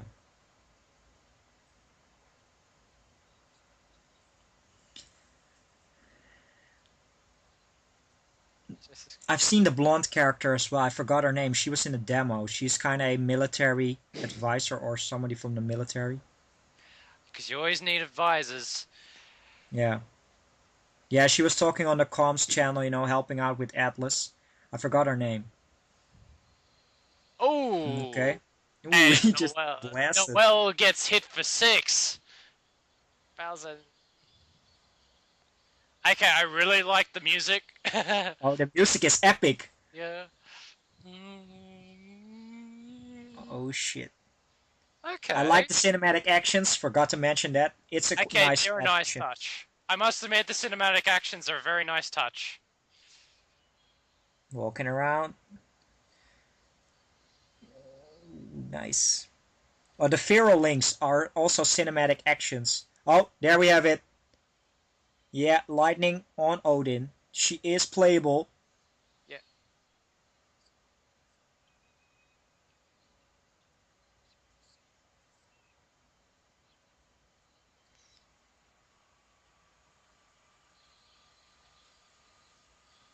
Huh? What's this? That's Hope. Oh yeah, that was Hope. With his boomerang now, this is the character that I'm interested in. Is this black long-haired guy that's appears on the cover? He's actually the one element that I'm really interested in finding out more about Final Oh Fantasy yeah. 13-2. So Yeah, me too. Ooh, January 2012. I, I it was nice to see Hope. They didn't show him, but his boomerangs, it's Hope. it certainly wasn't linked. No. Oh no, definitely not. So Uh, I might give it a go. Just my cinematic nature. I'm praying that they've made the game a lot more accessible to other players. They may have been worn out with the first game. Like I said, if they're gonna have the battle system back, just have the resources present. I know that we're bringing in towns again. Hopefully there'll be weapon stores and all that. That's what I'm kind of praying for. I know people thought having it all in the save point was streamlined, but I don't know. I've got a soft spot for the old weapon and armor stores. let's see. I kind of have my thoughts on the battle system. Yep. I think if they implement it well, I think it will sell you on it, and that is the monsters. Make them very risk reward heavy by going to optional dungeons that you're listening to right now and get specific monsters only able from the side quests, which help you grind. And what's most important of all, which was not present in the exclusive showcase, is being able to have custom made paradigms. Now I'm saying, they said there are about 100 monsters. Fix them into your preferred paradigm systems. That would make for a insanely rich and deep paradigm system with combos from specific characters, able to do more damage to specific bosses and such. I think they have a potential very deep gameplay system on their hands with that, but they have to implement it very well. Yeah. That's they should have a lot of custom options for the players. Now, if it's not available, I still think that I'll like it for the fact that you have recruitable. But having more control for players, I think will make non-believers believers. I hope. Uh, I probably will play it just because of my philosophy that just because the first one I didn't like doesn't necessarily mean the second one's going to be bad. Even though I just see all these trailers, it's just a good chance I'm going to play it anyway. Who knows? It may be better. So You can't make your final decision just based on what you see in trailers. True, So I'm gonna true. definitely give it a go anyway and see if it's better. But I really liked the trailer. It added a lot more, and it made more insight on that a final character that's on the label that I really want to know more about. So Yeah. Yeah.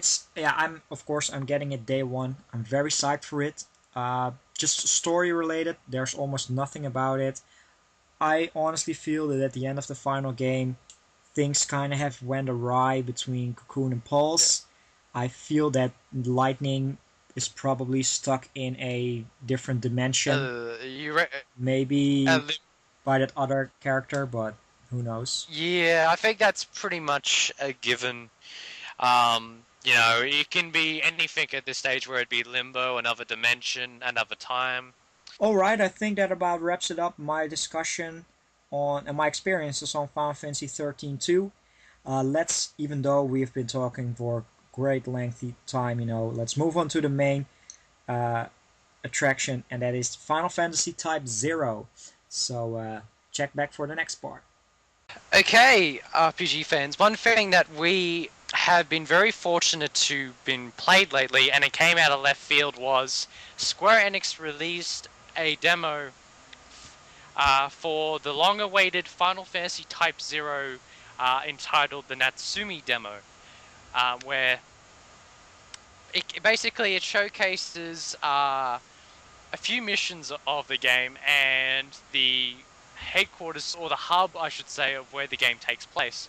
Because Final Fantasy Type Zero, um, like Final Fantasy VIII, takes place in a school setting where you're a part of an academy, like a military academy, and you do basically form a squad and you basically take on these missions.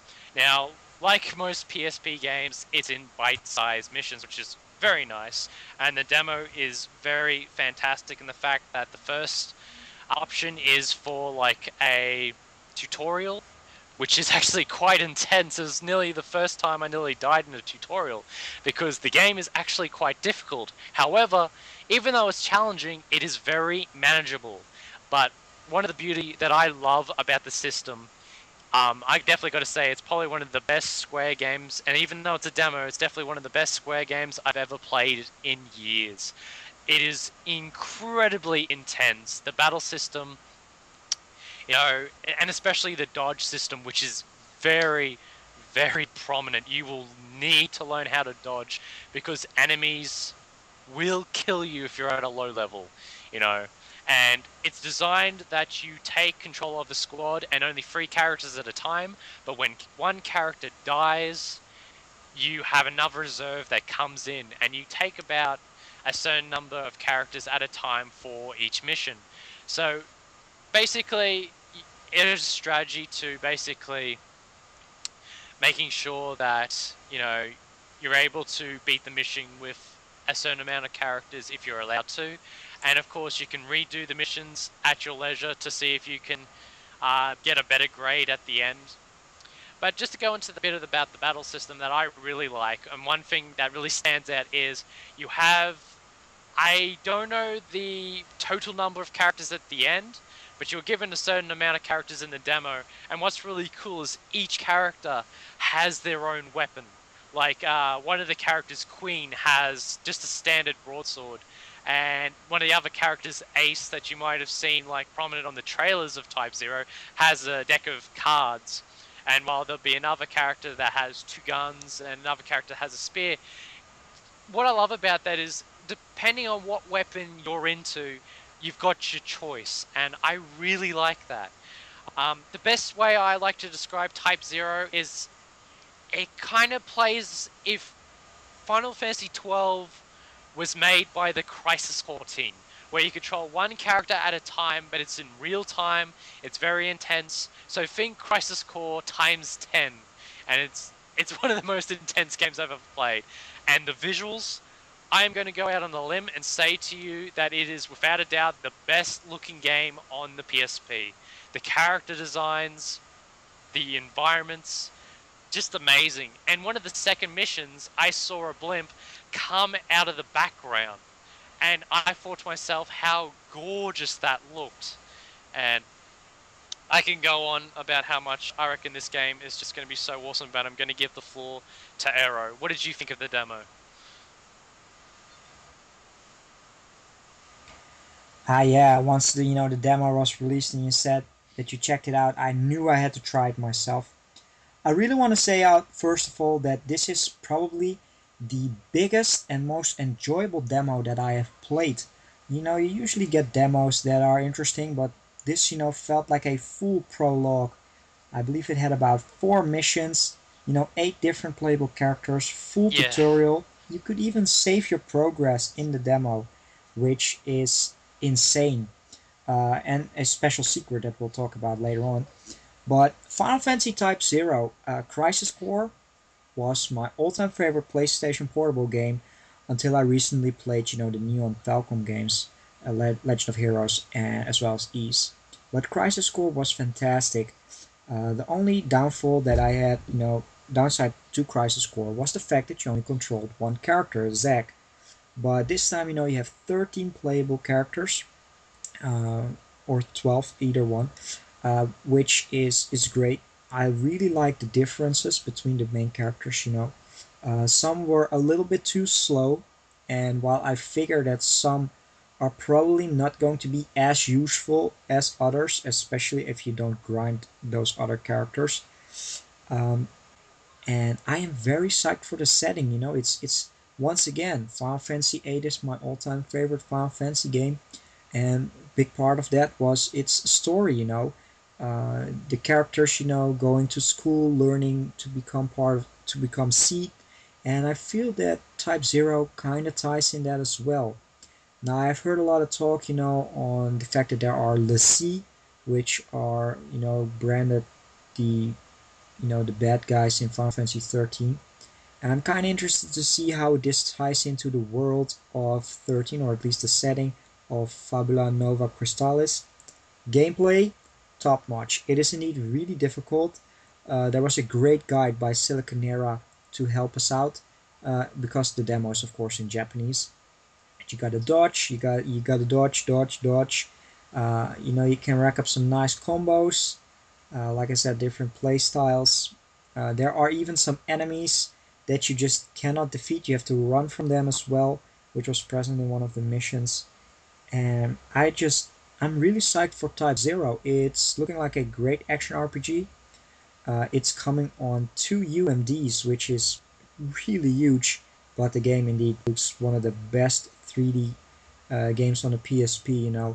Fantastic, gorgeous graphics. And just overall, I had a lot of fun playing through the demo. Like I said, really lengthy, great differences in missions.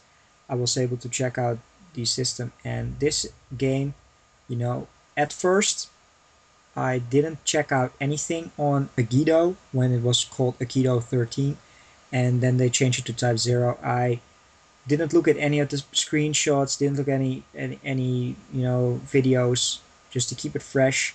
But the demo completely sold me on this game. It is probably going to be turning out to be the swan song of the PSP, because FIDA is coming out, and I do have I yeah, if this game does not get localized in English, that would suck. But I have high hopes because Square usually is a big company. Final Fantasy is the biggest JRPG series outside of Japan, and even though it's the second biggest behind Dragon Quest in Japan. So I figured this will be released. They just have to announce a localization. But Type Zero is a great game, and I encourage everybody to check out the demo. Even though it's in Japanese, it's still very enjoyable. There are a lot of great guides out there that help you through it. It generally got me very psyched and excited for this great game.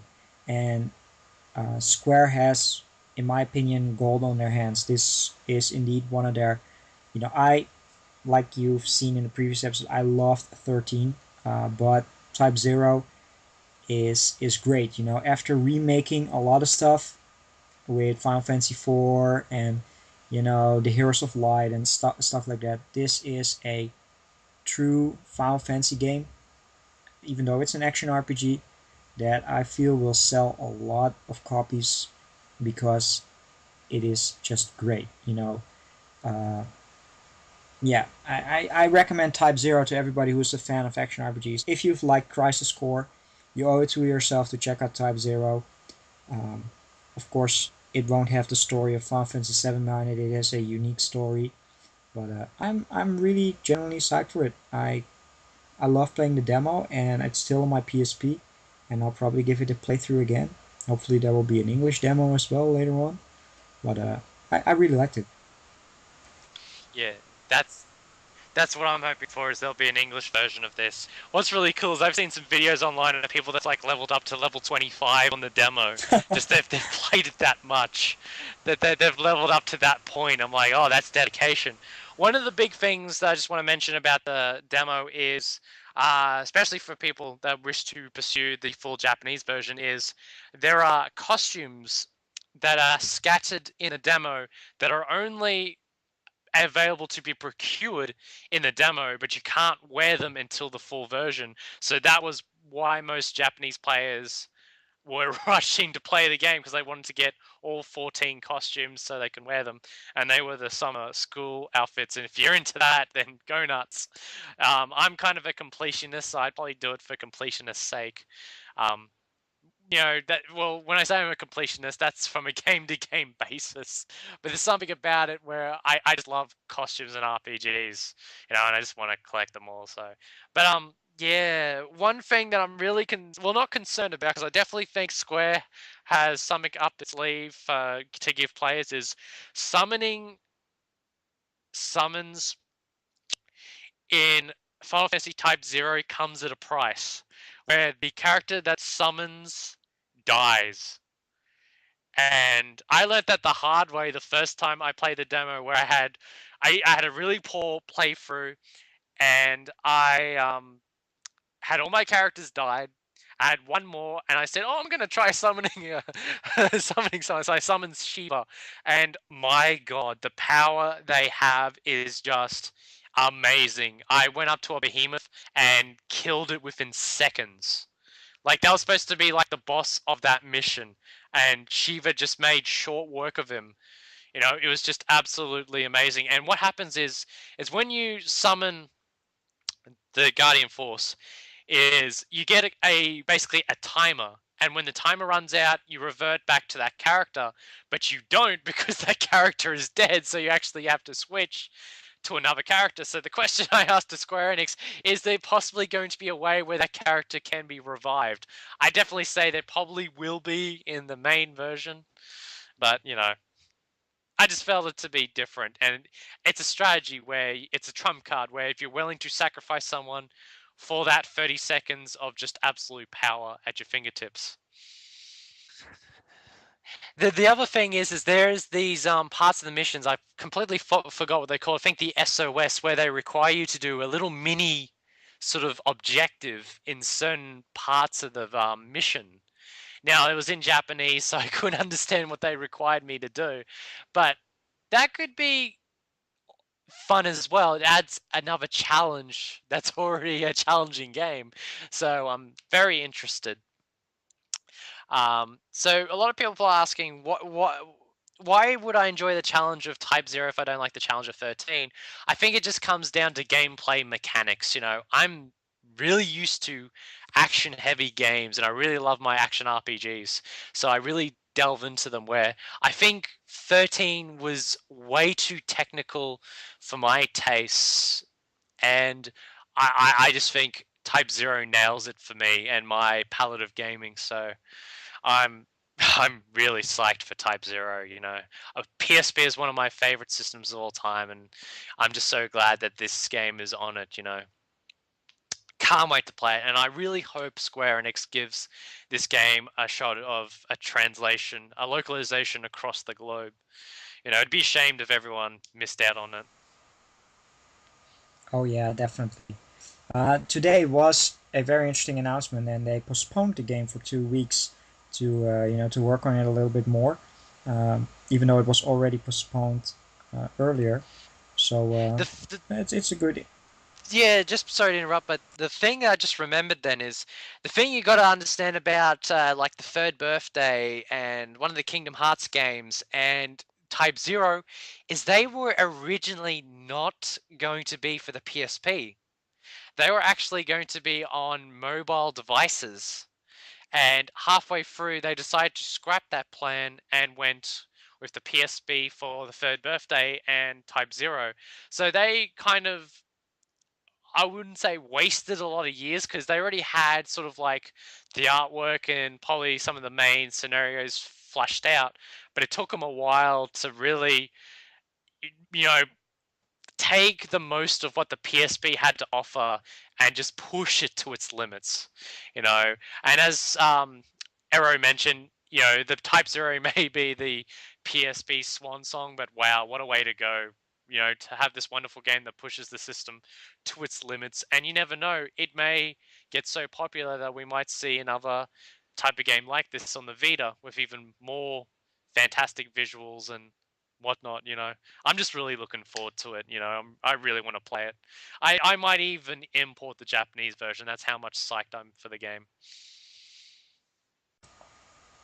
Alright, so that was our talk on Final Fantasy. Now, one thing that I want to mention to everybody that might have, missed out, there has been a very interesting project recently called Final Fantasy Legends Hikari to Yami no Senshi, which basically translates to Final Fantasy Legends Warriors of Light and Darkness. Now, this was another episodic Final Fantasy game in the style of, the first six Final Fantasy games that was distributed in Japan only on both iMode and EasyWeb. So once again, a mobile game. It was about, I believe, 13 to 15 chapters long episodes that have been released over, a span of a year.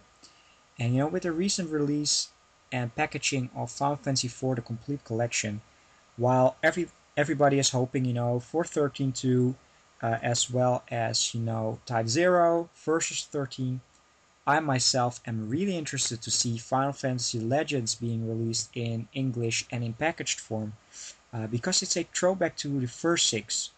Now, last year we saw Final Fantasy IV, The Four Heroes of Light, which I was really interested to see because it was supposed to be a throwback to the first six.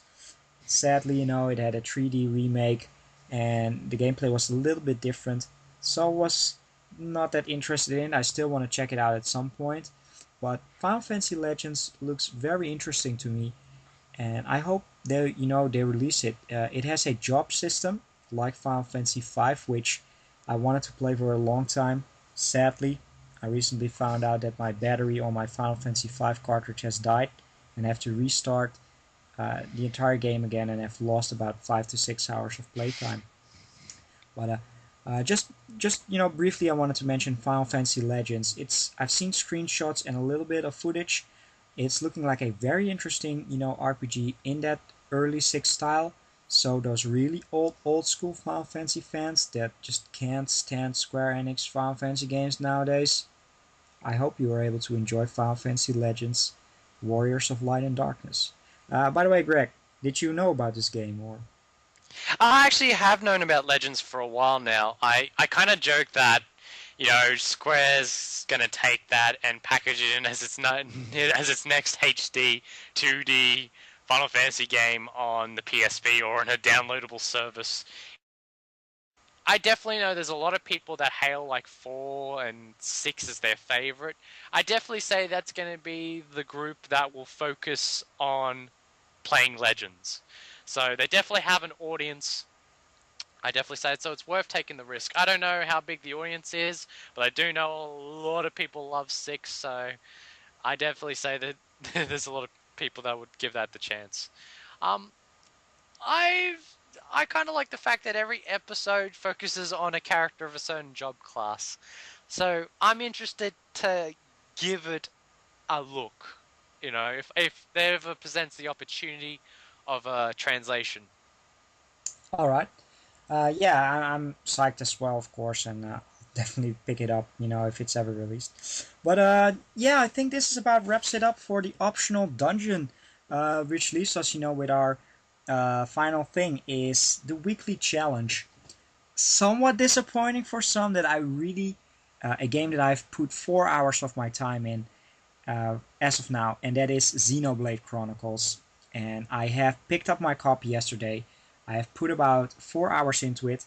It took a while to get used to the MMORPG style setting, but that's all about all I can say. I am fully immersed in the story right now. I can't wait to play it more, and that's going to be my challenge because I want to finish this game, and it's about 60 hours long, and that's about the same amount of hours that I'm working on my job, let alone fact, to do my YouTube stuff, live my life. So that's my challenge for this week, and probably the next one is being able to see conclusion of Xenoblade Chronicles this weekend now, and I'll probably play it some more this weekend. But there's also Rpgibberish editing and Gamescom editing to be done, so we'll see how far we can go. And I'm pretty sure that the next episode will probably be about Xenoblade Chronicles, at least our progress in it.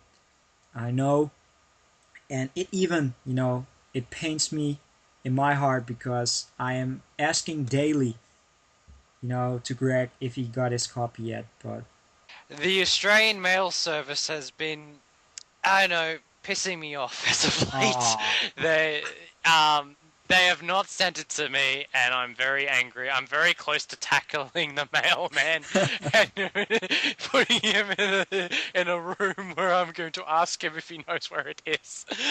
With a lot of, nah, I'm not evil. No, no. I hope I hope it comes next week because as everyone knows, I'm really looking forward to playing that game, and the reaction to the game has been astounding. You know, I know a lot of people that are absolutely obsessed with the game, and I'm just hearing so many good things. And hopefully, I'll be able to play it next week. I'm not going to set it as a challenge, as it's going to be the primary game I'm going to be playing throughout September. I guess you could say kind of a challenge is to play more Dragon Quest Six. But since this is the 25th anniversary, around the time of the collection, I really want to get into some Dragon Quest games, and 6 is going to be my primary numbered game. However, for my weekly challenge, I'm going to pick a very interesting game of the Dragon Quest series, and it's actually about a character from Dragon Quest 4. And the game is called Taneko no Daibuken Fushigi no Dungeon. And what this is a roguelike game that stars Taneko, Tulun, the lovable merchant from Dragon Quest IV. And I really liked his character. I loved how he was introduced with the basically without the game telling you that you can venture outside the weapon store. I really loved that. It was one of the most charming things I've ever played in RPGs. So to find out that this character has a whole stream of games to himself, I've always wanted to play it. Now, a lot of people know the series by the PS1 roguelike game, Taneko's Last Hope. But this actually came out before that on the Super Famicom. And I'm going to give it a shot because I haven't played a roguelike in a very long time. And, I've always wanted to pick one that I think would be very fun to play. And I think this is the one that I'm going to play. I've seen some screenshots on it. It looks fantastic. I'm going to give it a shot. you 16-bit whore. Dirty 16-bit whore, I know. But all right, that's a very interesting weekly challenge. Tornico's Dungeon. It's very interesting. I have a copy on the Super Famicom that I picked up a while ago for a couple of dollars. Very interesting to see that it's not developed by Enix, but by Chunsoft. Known for a lot of sound novels, visual novels, as well as 999 on the DS last year. But very interesting to see. I haven't played a lot of roguelikes, and I know the Mystery Dungeon series has a very rich history. It has Pokemon Mystery Dungeons, Shiren the Wanderer, and the Tornico ones. I also believe that there's a Dragon Quest Mystery Dungeon with Jangus from Dragon Quest 8. Yep. That's... Yep, with Yangus, and it's actually that's one of my most desired import games is to play the Yangus Mystery Dungeon game where he's a little kid and you get to learn about him and other characters. I'm really really looking forward to playing that. But for now, I'm just going to be happy to play Taneko's Mystery Dungeon. Yeah, well, I've actually played Shiren the Wanderer, and I actually really like that. So think I'm in good hands with Taneko's Mystery Dungeon by Chunsoft. Oh yeah, I wish you all the luck. It sounds like a great weekly challenge. I hope it's not the lengthiest game out there. I really enjoy your short RPGs that raises the bar for me whether I want to play them or not.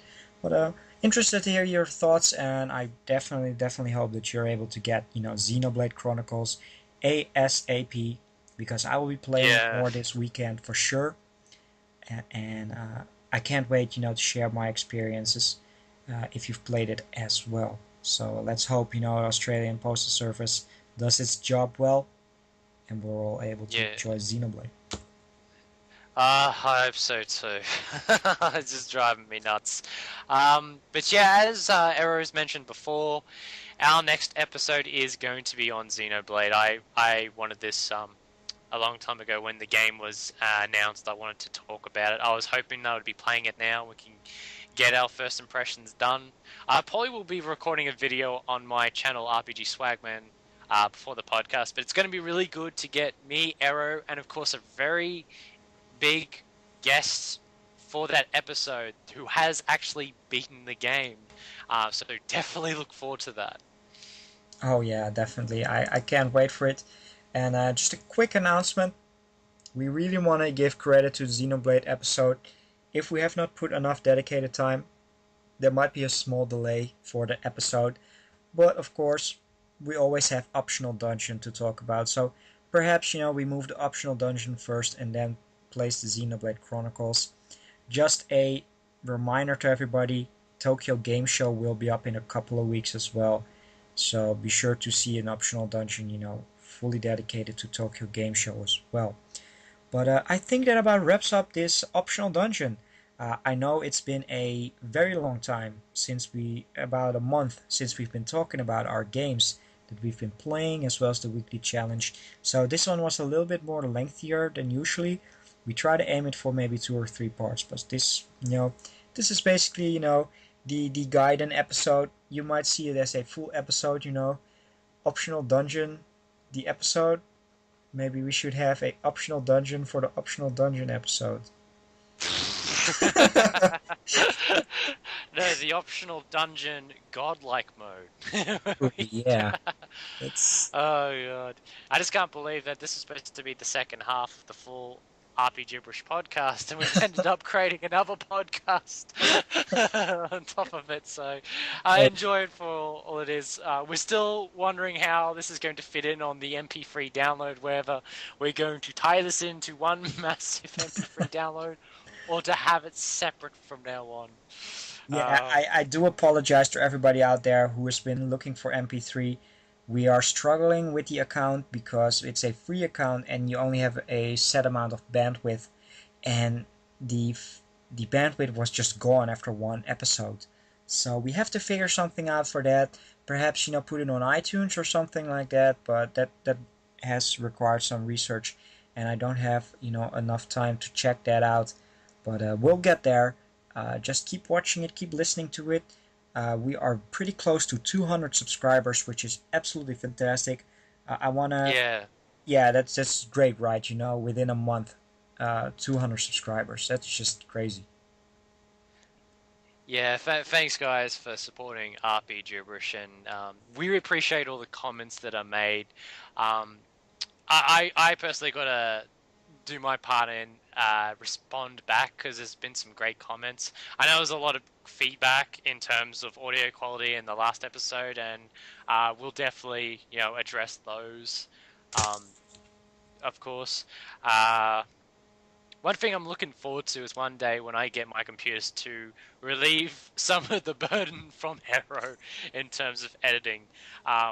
I don't edit because I don't know how to, because I actually have edited sound files and MP3s before. It's just my laptop doesn't have the capabilities for it. So when I get a better computer, I'll probably be doing my part on the editing as well. Yeah, sure, no problem. It's just I'm struggling with my notebook as well, but We'll get there. It's still working out. We have a new recording program which is working way better than before.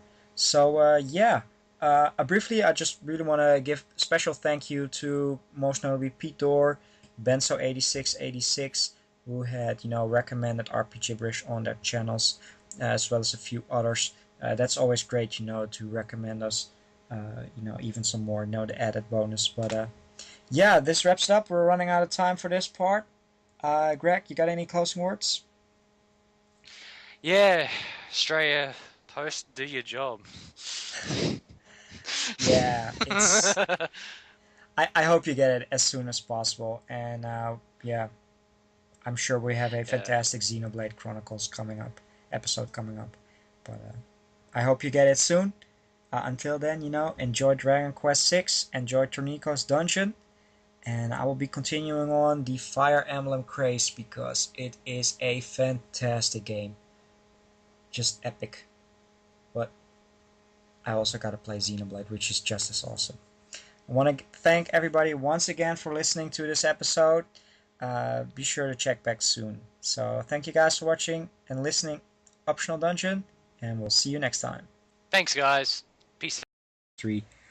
And this is definitely not based on the story and the gameplay. Everything just fits. I've been playing turn-based RPGs for maybe 20 years or so, and somehow this one just does something uniquely and a little bit different on multiple levels. Turn-based combat is very easy. You have your attacks, you have items, and you have magic, which we've seen countless times. But Modern 3 incorporates one of the most deepest comboing systems available.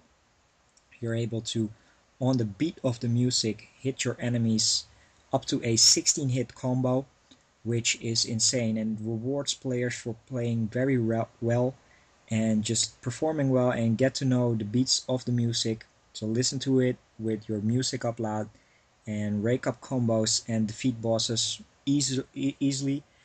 Don't think that this is going to be a 16-hit combo where you deal, maybe 100 points of damage and then it will be 1600 points of damage.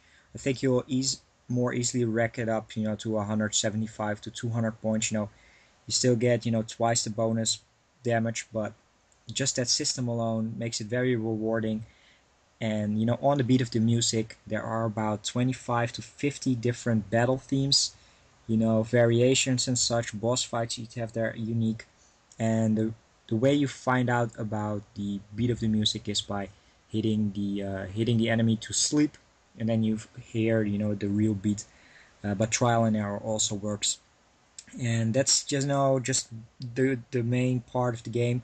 It's still a very light-hearted RPG, not too much on the systems. It still has a pretty archaic inventory management. You only have limited spots, which is, in my opinion, the only flaw of the game.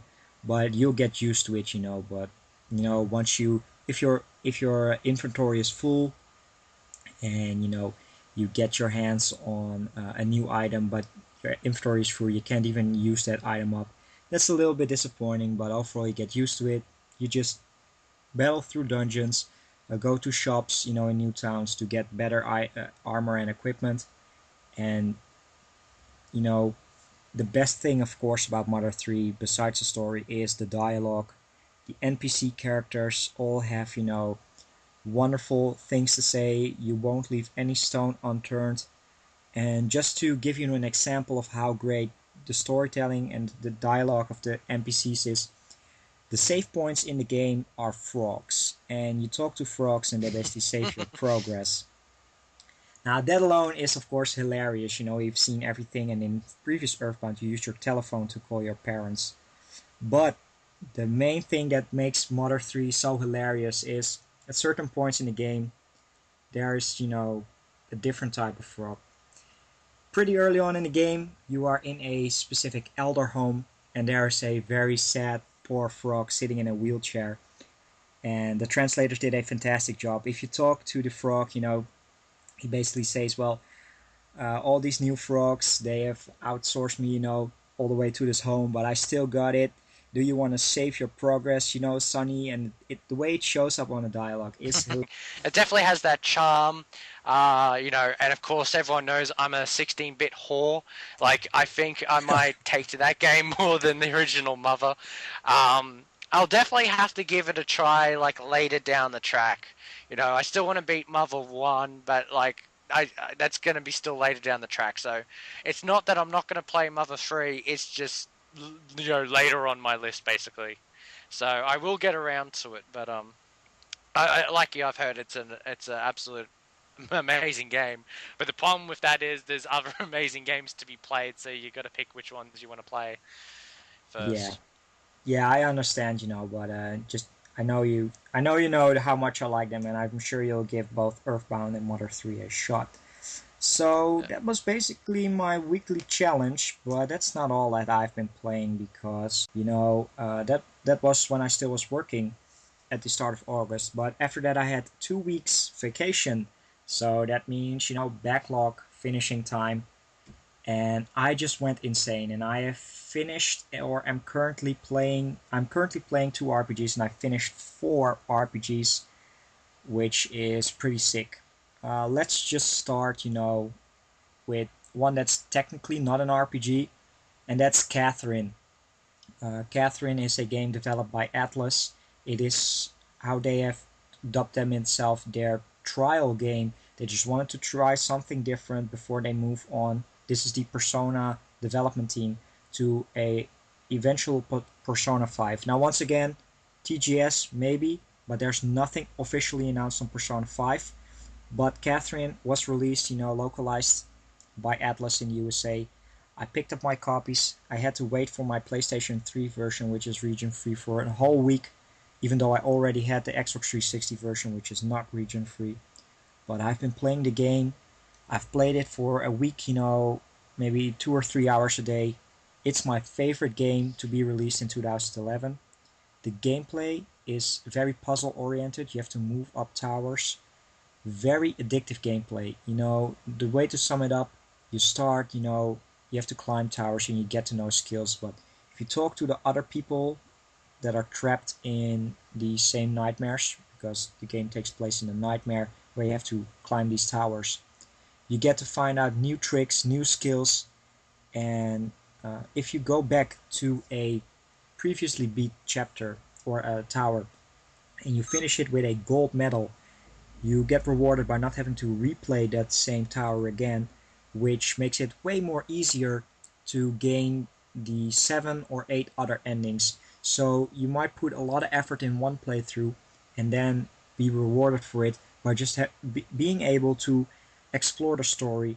Uh, my first playthrough of Catherine took me about 13 hours on normal, and now I'm able to finish the game in pretty much 35 minutes with skipping everything and just making the right decisions. So that's a pro tip for everybody out there, because I am still aiming to get the platinum trophy on it, which is quite insane. I think I've racked up about 60% of the trophies now. Still got to get some more endings, but because of other areas. Let's see. There's also a um, archaeological museum where there are dinosaurs with bones set up, and then there's a little frog sitting there, and once you talk to him you say, don't be afraid, I might move, but I'm still a safe point, and stuff like that that makes it so awesome. uh, Visit the toilets. Well, there's a toilet, then you want to go inside, there's a frog on there, and you say, don't mind me, I'm just sitting here, but I'll still save your progress. Oh, It's that's cool. it's hilarious, and that's just one part. Those were definitely the highlights, but it's just other NPC characters. Um, you know, uh, it's just awesome. Um, yeah, I can talk about this game for an hour on, but it's the experience that counts. And I know that a lot of you players out there are opposed, to playing pirated copies and such. And sadly, this is the only way you're able to play it in English. You have to find a ROM emulator and a translation patch. But for a few exceptions, you really get rewarded with one of the best video gaming experiences out there. I had the same for Police Knots. now with Mother 3. And last week I played another game which is only also playable with a translation and a ROM, so which I'll talk to in a second. But you know, give it a try. You won't be disappointed. You can still support the creators by buying the game in Japanese, which I plan to. I do have my copy of Yeah, Earthbound, but I don't have Mother 3 yet. But play this game, and especially fans of Earthbound. If you already finished Earthbound, you will be rewarded with a great game. You will have very nostalgic feelings, even though the story and characters are seemingly unconnected. But you have to play the game for that. And just, the final dungeon is a great tribute. And there's a part of the game that really got me emotional, thinking back of all the great memories that I had, in Mother 1, Mother 2, and Mother 3. And I know a lot of you guys, out there probably know Adoa123 if you're listening. I know you're a big fan of Earthbound as well. Check out Mother 3. It is perhaps even better than Earthbound. And for those who haven't played Earthbound or Mother 3, I would recommend, checking out Earthbound first and see if you like it. But you can start with Mother 3, no problems. But I would, start with Earthbound and save yourself up for one of the best RPGs ever, or on the Game Boy Advance, or just, it's just straight up one of my favorite RPGs. And I just really liked it. And I'm gonna leave it at that. It's one of my favorites. So after the disappointing experience that you had with Mother 1, Greg, how does this sound to you? well, it sounds like it's got a lot more character than Mother, and I've actually seen some screenshots of the game and some gameplay videos, and it's very appealing. Welcome back, everybody. Back again to the optional dungeon. This is going to be the second optional dungeon, and of course, we just hit the Atelier episode. And one thing that I want to note, though, we tried to record a episode for each week, but this has been pretty much, I think, a month since we recorded the last optional dungeon and our weekly challenge and stuff. So a lot of time has passed. We have played, a lot of games, and we have a lot to talk about because there have been some great announcements. I've also been to Gamescom 2011, where I got my hands on one fantastic RPG, and we're just going to be talking about the games that we've been playing. I've been playing quite a lot. So yeah, optional dungeon. I hope everybody enjoys the name. I hope everybody enjoyed the Atelier series. But let's begin with the optional dungeon. By the way, Greg, I know you're still there. How are you doing, man? Yeah, it's the early hours of the morning, but for Rpgibberish and optional dungeon, of course, I'll stay awake, even from the brink of death, Oh yeah, to do my definitely. fast. Yeah, we got a lot of good stuff to cover. I get to finally talk about a game that I've spent 2 years of 2011 to finally finish, and I finished it. And I'll talk about that in great length. And of course, I'll be talking about my first impressions on Final Fantasy Type 0, which surprised me very much. But before we get into that, Ero's going to talk about all the games he's been playing recently. Aren't we forgetting anybody? Shintai, are you there or not? No! He must have concocted something in the alchemist pot to make him disappear. Yeah. We like to be honest here in RP Gibberish. Basically, like I said, this was kind of recorded, you know, a couple of weeks from the Atelier episode, and he can't be here for optional dungeon. But we thank him very much for being on the Gibberish episode with Atelier. It was a fantastic episode, and if you haven't checked it out, definitely go back and watch it. Shintai, if you're listening, thanks a lot for appearing on as the first guest on RP Gibberish. We hope to see you back soon for some other episodes. And keep listening, and to everybody out there. Let's begin with the optional dungeon. So I've been playing quite a lot of few games. Now, of course, the first one that I want to talk about is my weekly challenge, which was Mother 3. Mother 3 was just the most logical step after, playing through Mother 1, which was Greg's weekly challenge last time, and I just figured, I want to give that a try. So I'm a big fan of Earthbound. Mother 1 is pretty archaic. It is really classic, and it shows the differences between Mother 1 and Earthbound, and they kind of started working on a great series, but it's only for the hardcore fans. But Mother 3 is one of my all-time, just after one playthrough, one of my all-time favorite turn-based RPGs. I had a fantastic experience playing through the 20-hour game on the bus rides, train rides to work over the course of a week and a half, and it just blew my mind just how awesome it is. Let me just briefly give you a rundown.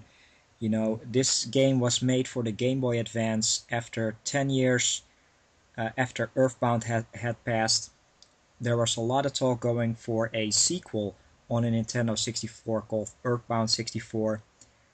Earthbound never sold very much in North America and wasn't even released in Europe. But luckily, Shigesato Itoi, apart from Hell Laboratory, figured we're going to make a swan song to the Mother series, and we're going to be putting it on Game Boy Advance. And the Game Boy Advance was already out for maybe 6 to 7 years, and it was almost at the end of the life cycle back in, I believe, 2005, 2006, when the DS was, I believe, already out in Japan once Mother 3 launched. And that's probably the main reason why it has never been ported in English, because Nintendo gets really weird, as you can see now with Operation Rainfall, at the end of a life cycle of a system where they just figure it's not bankable and won't give them enough return on investment. But that's a whole different story. So Mother Yeah. 3, yeah, definitely very sad to see, Mother 3 never coming out in English.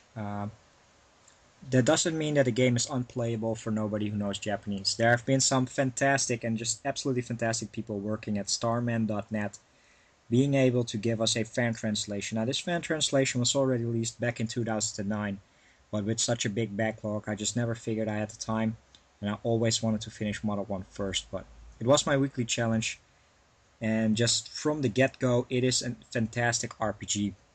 So now that we discussed, the history, the game is just absolutely fantastic. Story-wise, it is both really light-hearted, very charming, but in its storytelling and the characters and the events that are happening in the game are very dark, very mature, and it just struck the right balance. In terms of storytelling, they took a system, for those who have played Dragon Quest IV, you get to know certain characters in segmented chapters.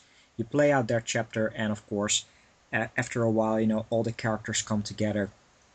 The game just fits perfectly over the course of, I believe, 8 chapters, where the seventh chapter is definitely the longest. They could have split that up into 6 individual chapters, but they chose not to. So, in total, the game runs about 20 hours, which might be short, but it's still a Game Boy Advance game. And just from the story, I don't want to give anything away. Just play through the opening chapter of the game and see the events that are happening to the characters, and you're just hooked. I hope that you're hooked.